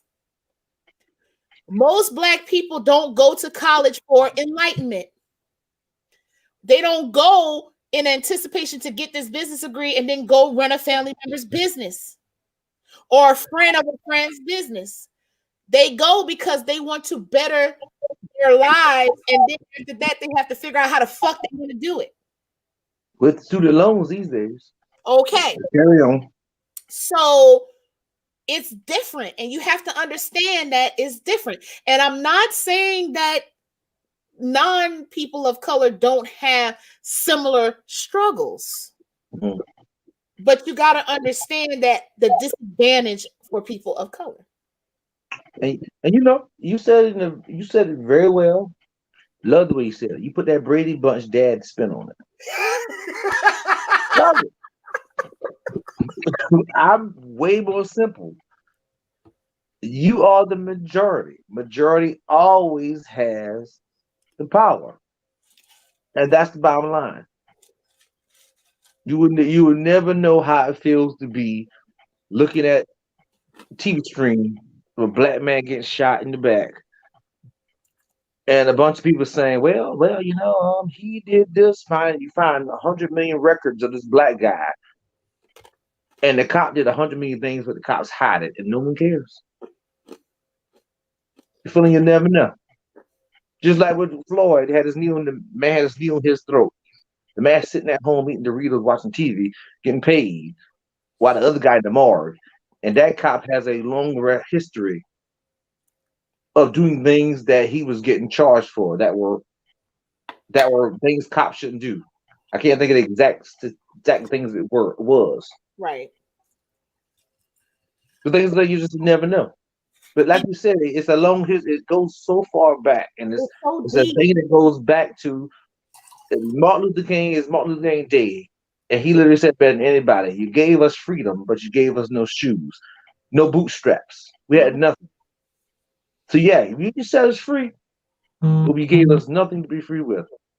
And most white people want us to say, like I was watching a documentary because I love documentaries.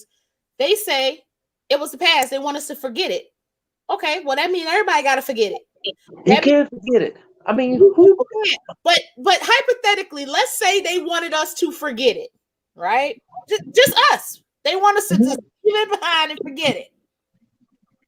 Where does that leave us? Because in order to even succeed or strive, we have to remember it.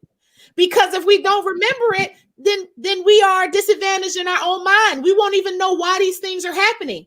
It would take everybody to forget. That's half the problem. We know where we came from. But beyond that, I mean, okay, how old is your daddy? 70? My dad will be 70 next month. 70. Literally, your daddy was living when schools were segregated. How can they expect me and you to forget something that your father lived through? How do you think somebody like your daddies will ever trust a white person? Not saying he don't. I'm speaking for myself. Oh, right. He will ever trust a white person wholeheartedly when he went through Jim Crow South? That's going to be instilled in his kid.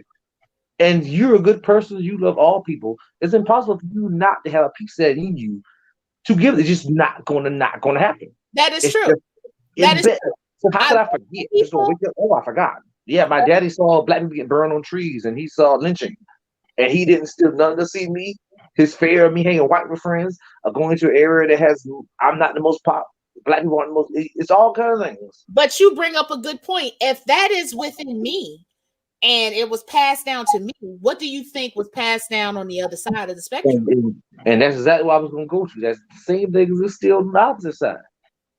These days are, and that's why I'm like, I can't wait till I'll be saying when my niece has a kid, that kid is going to be probably the first generation of children who don't see color like we see color. I want to live to see it. I want to live to see the day where a lot of these millennials, and is it millennials? No, I'm a millennial. You know. Sorry. That generation. I don't know what my niece would be, to be honest. I think it's she's not Generation X either. It's a Y. Past millennial. Yeah. It would be good to see, and I hope I live to see a day where this is not an issue. They can call them soft, they can call them whatever they want. But there be something. I mean, they keep eating what you call laundry detergent bags or whatever, snorting condoms. I don't know how far they will make it. Well, there's always some slow people in the bunch. At least they're not hateful people. They just hurt their damn self. If you want to be slow and hurt yourself, it is what it is. But the problem is other people, right? Chris said, love y'all, seriously. Yes, the Israelites still remember the Sabbath so that they may not be enslaved.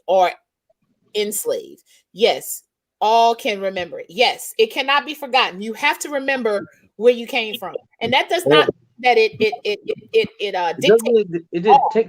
doesn't just dictate what you do, but it still lets everybody, because everybody knows the truth. Everybody knows the past.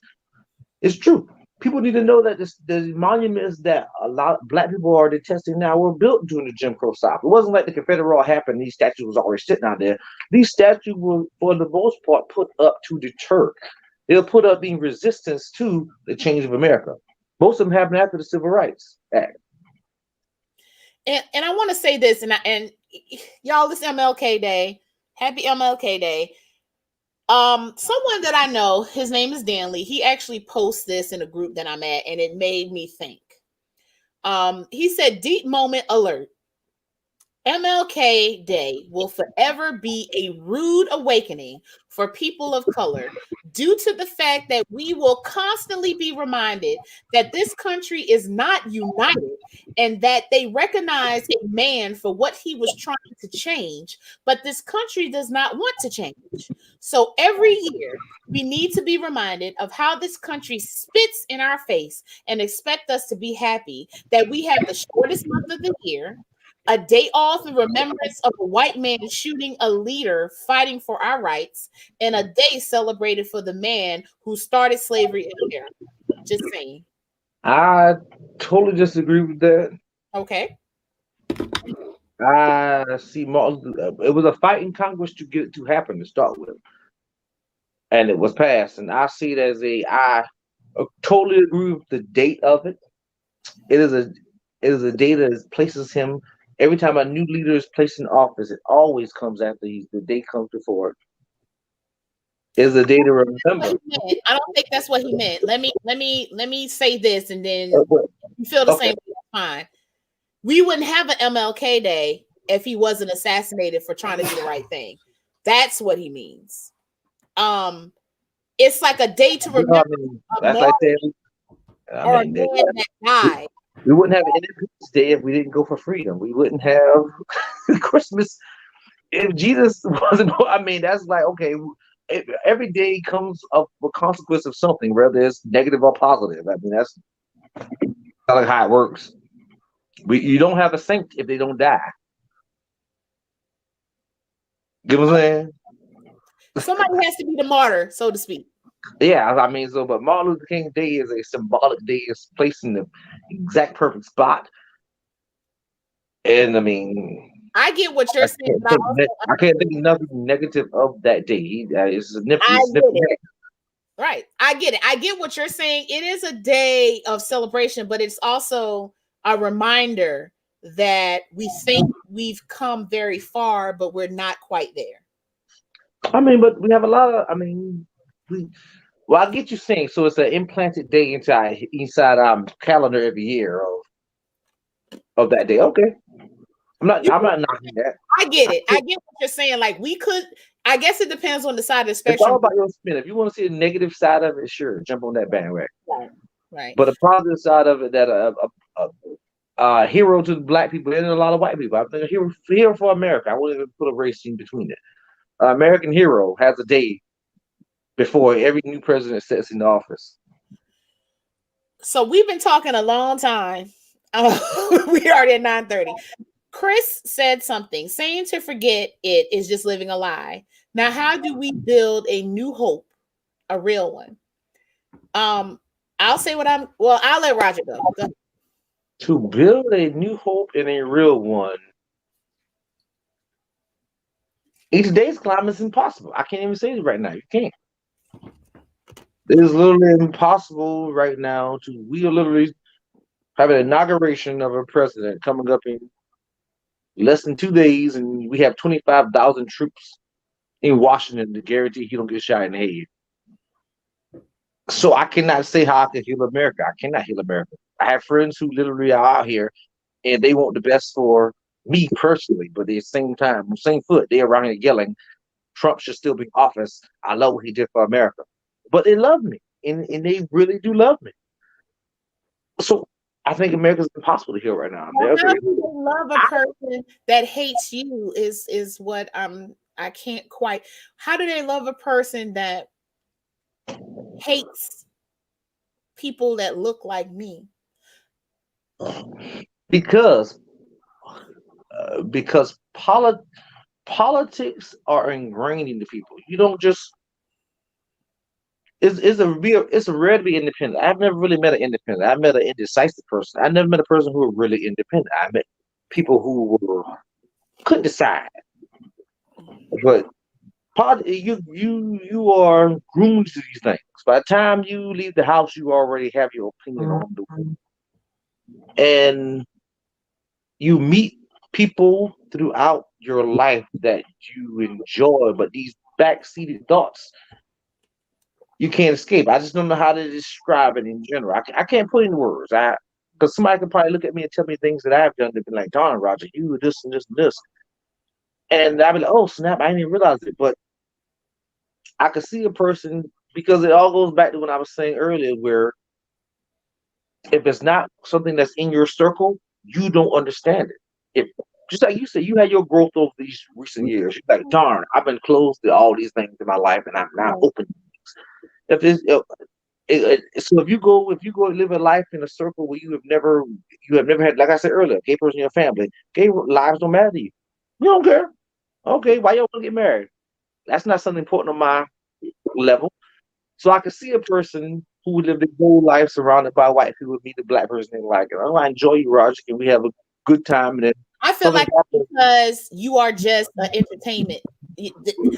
No, not saying that in general. I'm just saying in general that because before Trump, in fact, let's take it back in further. Before Obama, because I think Obama was a catalyst for a lot of things, and not blaming him at all.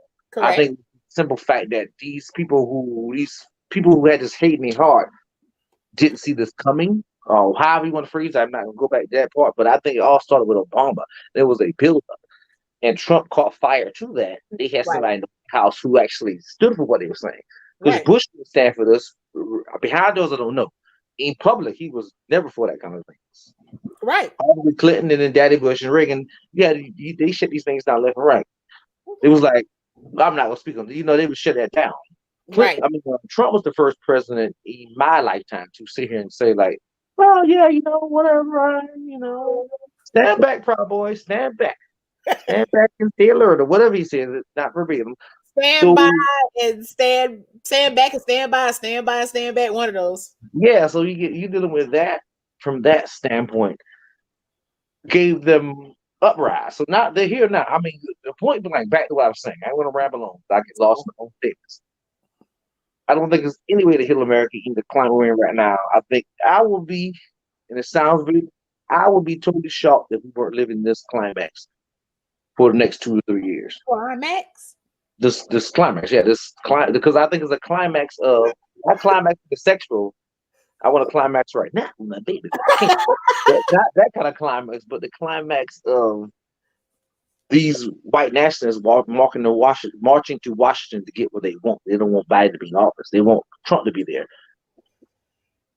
So I think we'll be in this situation for 2 years or more. Yeah, I agree with what you're saying in a way. I think that the worst is not over. I feel like it's just beginning. Because some people feel that their rights was taken away. They feel disenfranchised. Exactly. Which makes no sense at all. Whatever. And that's fine. They have that right to feel that way. Even though we might not understand it. Because if you think about it on the flip side, this is what we've been saying for years. They don't understand it. Okay. You know, Exactly. but I think that it's going to be a long time. But the only way that we're going to build hope is that we show true love and compassion for what people are going through. But the way that the world is going, the way that the United States is going, there is no love and compassion. It's all about what I think, what I do, Mm-hmm. blaming everybody. It's me. You're Ooh, wrong. I got to use the bathroom, so it's me right now. Oh, you know what? You were doing good. Um, and so right now I don't see it. I can't see it clearly. Um, I hope that we could build a better world. I hate to put it all on the new president and vice president, but they do have a part in trying to unify all of us, whether you were a Trump supporter, whether you were black, white, whatever. It is their job to heal us in a way to let us know, look, all of this was that. Let's move on. Let's move on for all Americans. Let's better all America. Let's do our part in making a better society for us. But you gotta let it go and say, okay, this is where we are. Now what can we do? But if you're still focusing on negativity in the past, I don't know how you can get by it.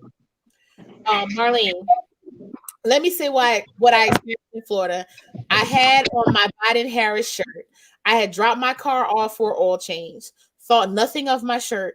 This woman stood there and stared me down with a look I had never experienced. I didn't understand why. You know, I'm not going to lie.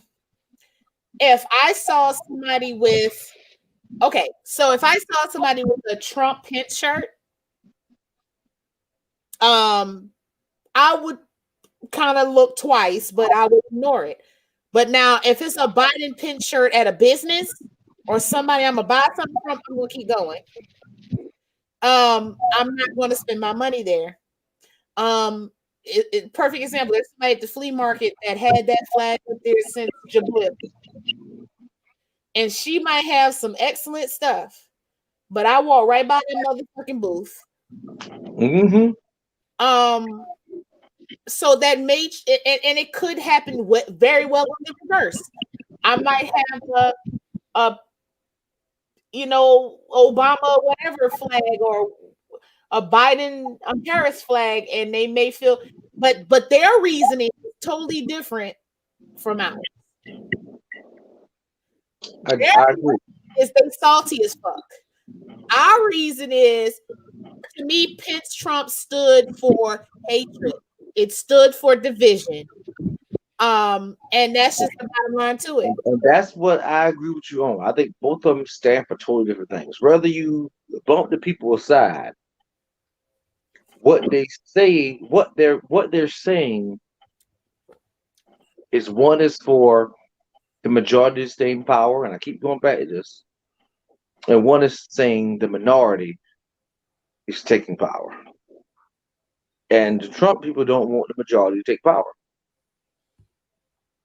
It all boils down to. Yeah, it totally stands for two different things. And if you don't understand that, then that's what I think. Like, I would rather somebody say, "Yep, he's a hateful guy. He says some hateful things." Yeah, he might not like people that don't look like him, but this is why I support him. And that's what I want. I want you to.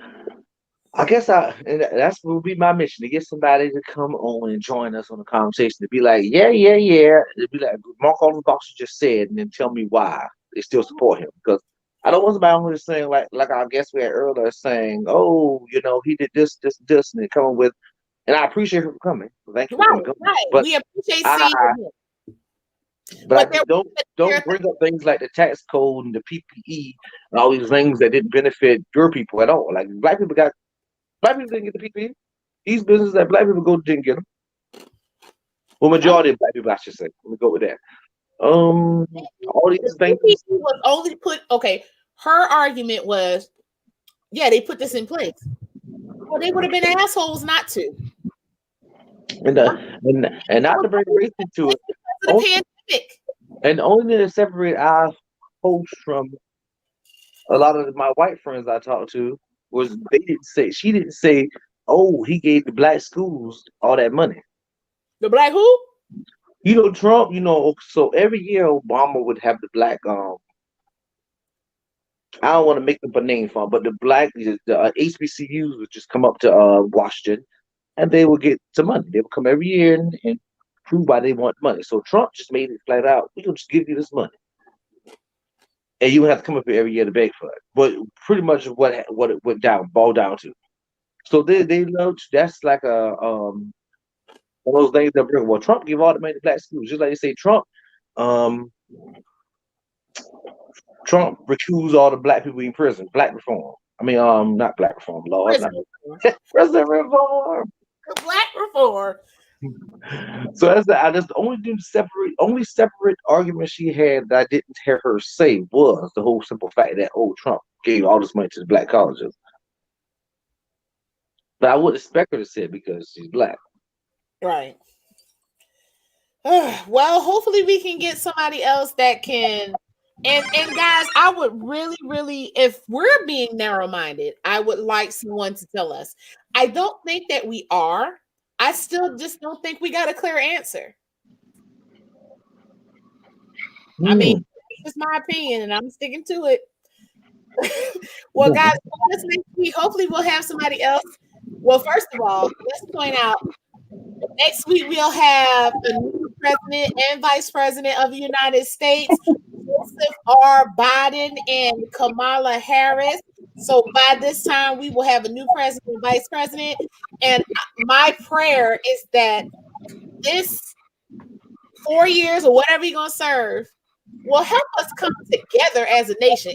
And I'm going to be real with you. Even if it don't, I hope it brings us together. But if it don't bring us together, I just hope it shut the haters the fuck up. And y'all just go back dormant again, like fucking caterpillars in the damn cocoon. And then we can go about our business. And I'm with you. I just hope it. I already know what to say. I mean, how do you close Pandora's box? Burn it. I mean, how do you explain January 6th, 2021? How do you explain one guy? You can't close it. You can't. It blew my mind. It's almost diabolical. You have a guy on stage who was Democrat his whole life until the mid 2000s and switched and became Republican on stage. It's a joke. It's a joke. I guarantee he gonna come back and be like, I just wanted to see what I could do to fuck up everything. Exactly. Like you got this guy on stage who's like 80 with more makeup on than a supermodel, being the manliest man. When did this happen? I would never think in my life that the Republicans, who with all these old these white men who's for this and this and this, we hate gay people, and you got a man on stage with makeup on stage telling you what to do. What I'm telling you, Donald Trump is a master of manipulation. This makes no sense. I'm telling you, how can I say it? This was the longest episode of Punked that I've experienced. And I hope that we can figure out what the punks, you have to end it like, hey, maybe we'll get that, but we'll see. It ain't over. Oh, what you about to say? Go ahead. Sorry. Oh, I just said it ain't over. This is a long time, 2 years, I'm telling you. So hopefully next week we can get somebody to come on that's gonna help us and clarify some shit. And hopefully when I see y'all next week, I'll be telling you Tampa Bay Buccaneers led by Tom Brady and a coach that's lucky he has Tom Brady named Bruce Arians will be going to Super Bowl. And let me tell y'all, if y'all watching me and y'all know I'm here in the Berg and y'all see me with my Eagles mask on, don't be trying to play me. Every time I go in somewhere, they be like, oh, come in. They be like, oh, you can't come in because you got an Eagles mask on. Don't be playing me like that, okay? Well, I mean, you have to soar above COVID. not flying to it. They're trying to save you. Look, somebody said we need to take shots. That sounds like a good damn idea. And no, Kevin, Eagles don't suck. F you, you suck. Bye. You right. They don't suck. They just take it all the way down. Well, listen, I'm glad the coach got fired. Let's see what we're gonna do next year, okay? So All right. I'm gonna just take the bottle back. I ain't got no shot cups. Well, I got one. I'm gonna use our shot glasses courtesy of Is it A&A Creations that has my name on it. Y'all probably can't see it, but we have to put our link on her link on our page. Yes, thank you so much. Did I say A&A Connections? That's not what that is. That what you said? I was talking beside you, so I might have missed it. Oh, Creations. I don't know if I said A&A Creations. All right, our producer said he want a shot too. Okay, let's get it. He need one. Tell my Eagles can't soar. They got clip wings. You got clip wings. F you.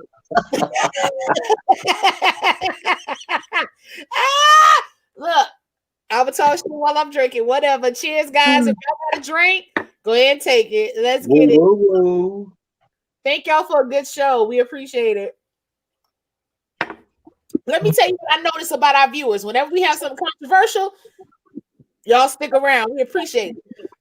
So we need more controversy. We need controversy. We need drama. We need suspense. We need all that.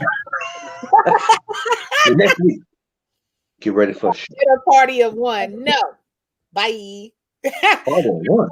Theme song and we out. Sippy cup. Oh yeah. Oh, that's what I meant to tell you. So, oh my God, there's this invention that Tari showed me, and it's basically like, you know how we like our tumblers. Mm-hmm.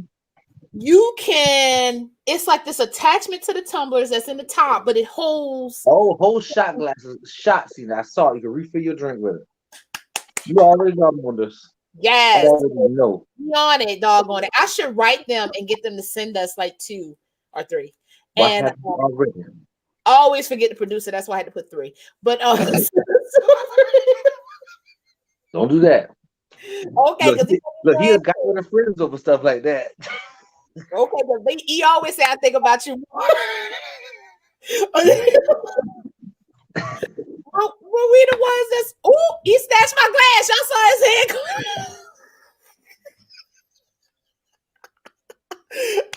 Look, we get a little tipsy. Okay. Hilarious. Oh, but anyway, guys, again, thank y'all so much for viewing. I know why we got more viewers today. Your favorite football team did not make the playoffs, so just like mine. So thank y'all for joining us today, and hopefully our viewership will go back because football season is over, and we're going to change our day of the week to another day so y'all asses can come and join us. And it's not Monday night football. And it's not Monday Night Football, but until next Monday, thank y'all so much for joining the Tipplers. Again, thank you to C for joining us. We appreciate you. We always welcome different perspectives because yes, we like to drink, yes, we like to talk shit, but if we cannot inform, if we cannot get other perspectives, then we ain't it. So thank you. And this year has showed us, because me and you are like the bar hopping fools. And we go to all kind of bars, sit at that bar, and talk with every type of person. Absolutely. And if this year showed me anything, that is that's not guaranteed. It's relevant. It's not something that we took it as granted, pretty much. Absolutely. And one thing I want to bring up, and I don't know if you guys do this, viewers, you can tell me if you do, but every show that I see it in a different perspective now since COVID.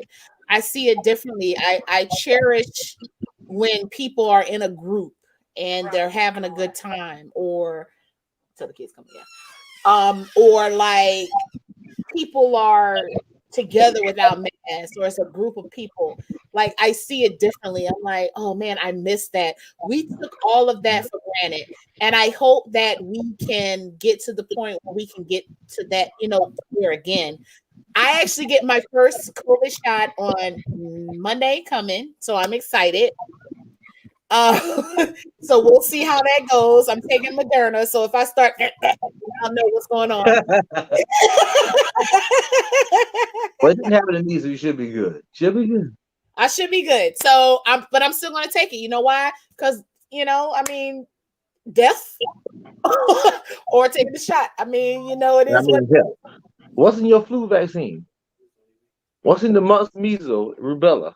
Exactly. I don't know why we tripping. Like, let's just go ahead if we have our take it.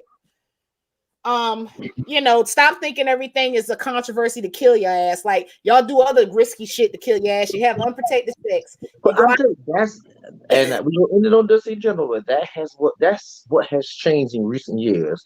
Our science has become political. Depending on what side you're on or who picks it first, makes the decision.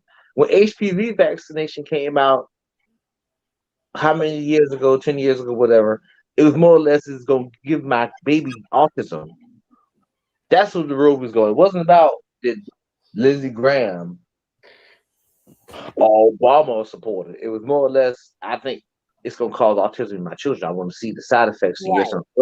Right. You get a vaccination coming out for a world pandemic, and the doctors saying wear masks to protect yourself from COVID, and people are like, I'm not wearing masks. Literally, politics and science became one. The Democrats said wear masks, take vaccine. Republicans said don't wear masks. As simple as the flu.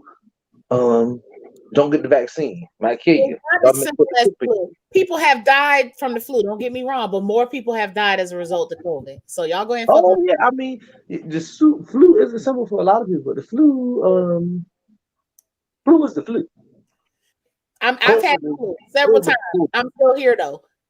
Now, COVID is ununderstood completely. COVID just arrived. Literally, is a little over a year old to our science, and we don't know what it could do, what damage, what after effects it have on the body. You see new stuff popping up all the time about what it will do to you.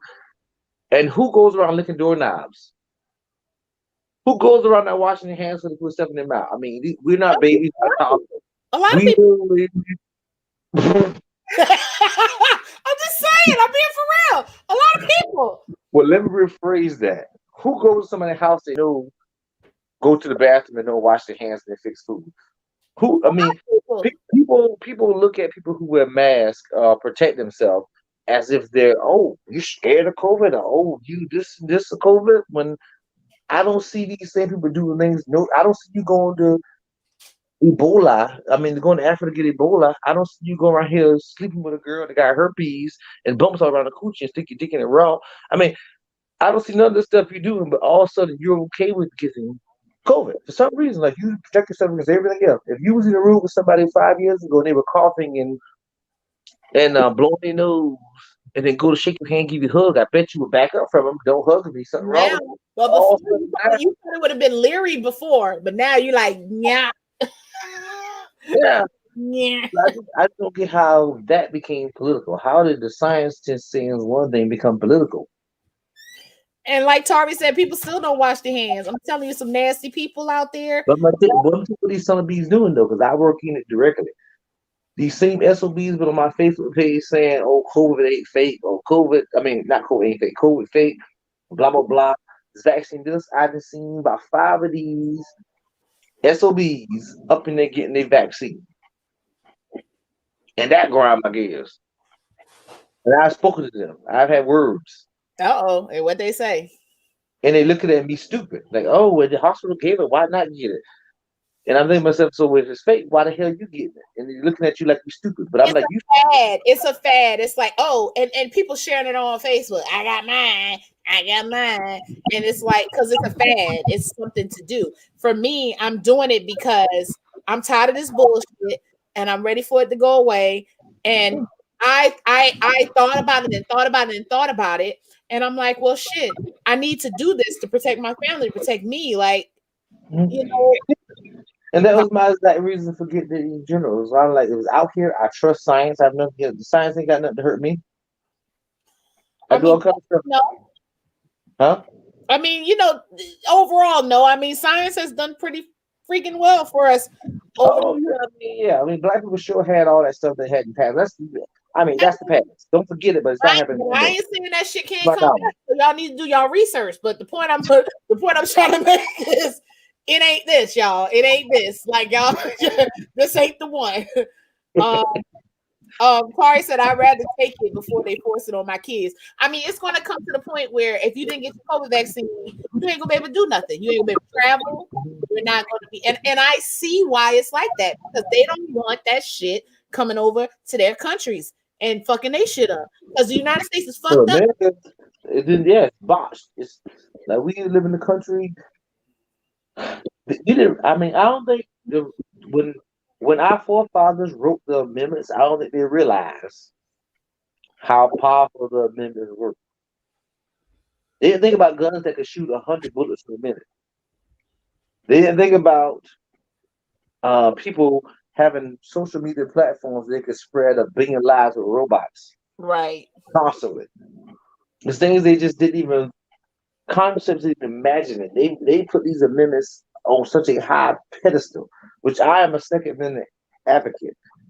At the same time, I don't think people should be able to buy guns that can shoot 100 bullets a minute. Call me what you want to call me at that point. But these amendments run wild. Yep. Well, y'all, I think we done talk enough. What do you think? I'm pretty sure we hour and a half over that. All right, let's play this theme song, y'all, and thank y'all so much for joining us.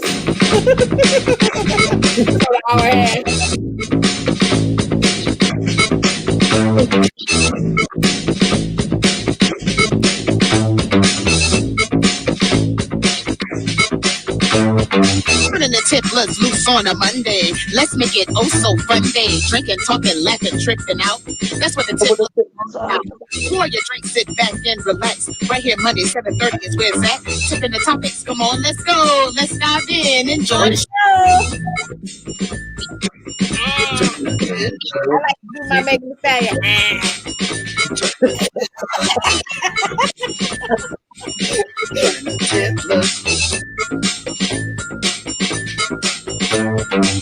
Y'all, thank y'all so much again. Join us next week if y'all enjoyed this show. We appreciate y'all, because y'all could be doing some other shit, but y'all watching us. So we appreciate it. And I want to read one thing. I'm going to read this and we're going to end this show, because I want to read this because I want to make Ron jealous. So a viewer messaged me and said, in case nobody has said it lately, I love every cell and even every subatomic particle that is within you, Leah. And cheers. Thank you so much, viewer. Thank you for loving every particle and cell in my body. I appreciate it. That person find somebody to love that's in front of them, okay? That's it. They can touch. Let them find somebody they can touch. They can touch me. I'm real. Well, not now. Why? Oh, they can come to your house right now? Well, not right now. Niggas COVID. Okay, exactly. Touch me on. Thank y'all so much. Bye.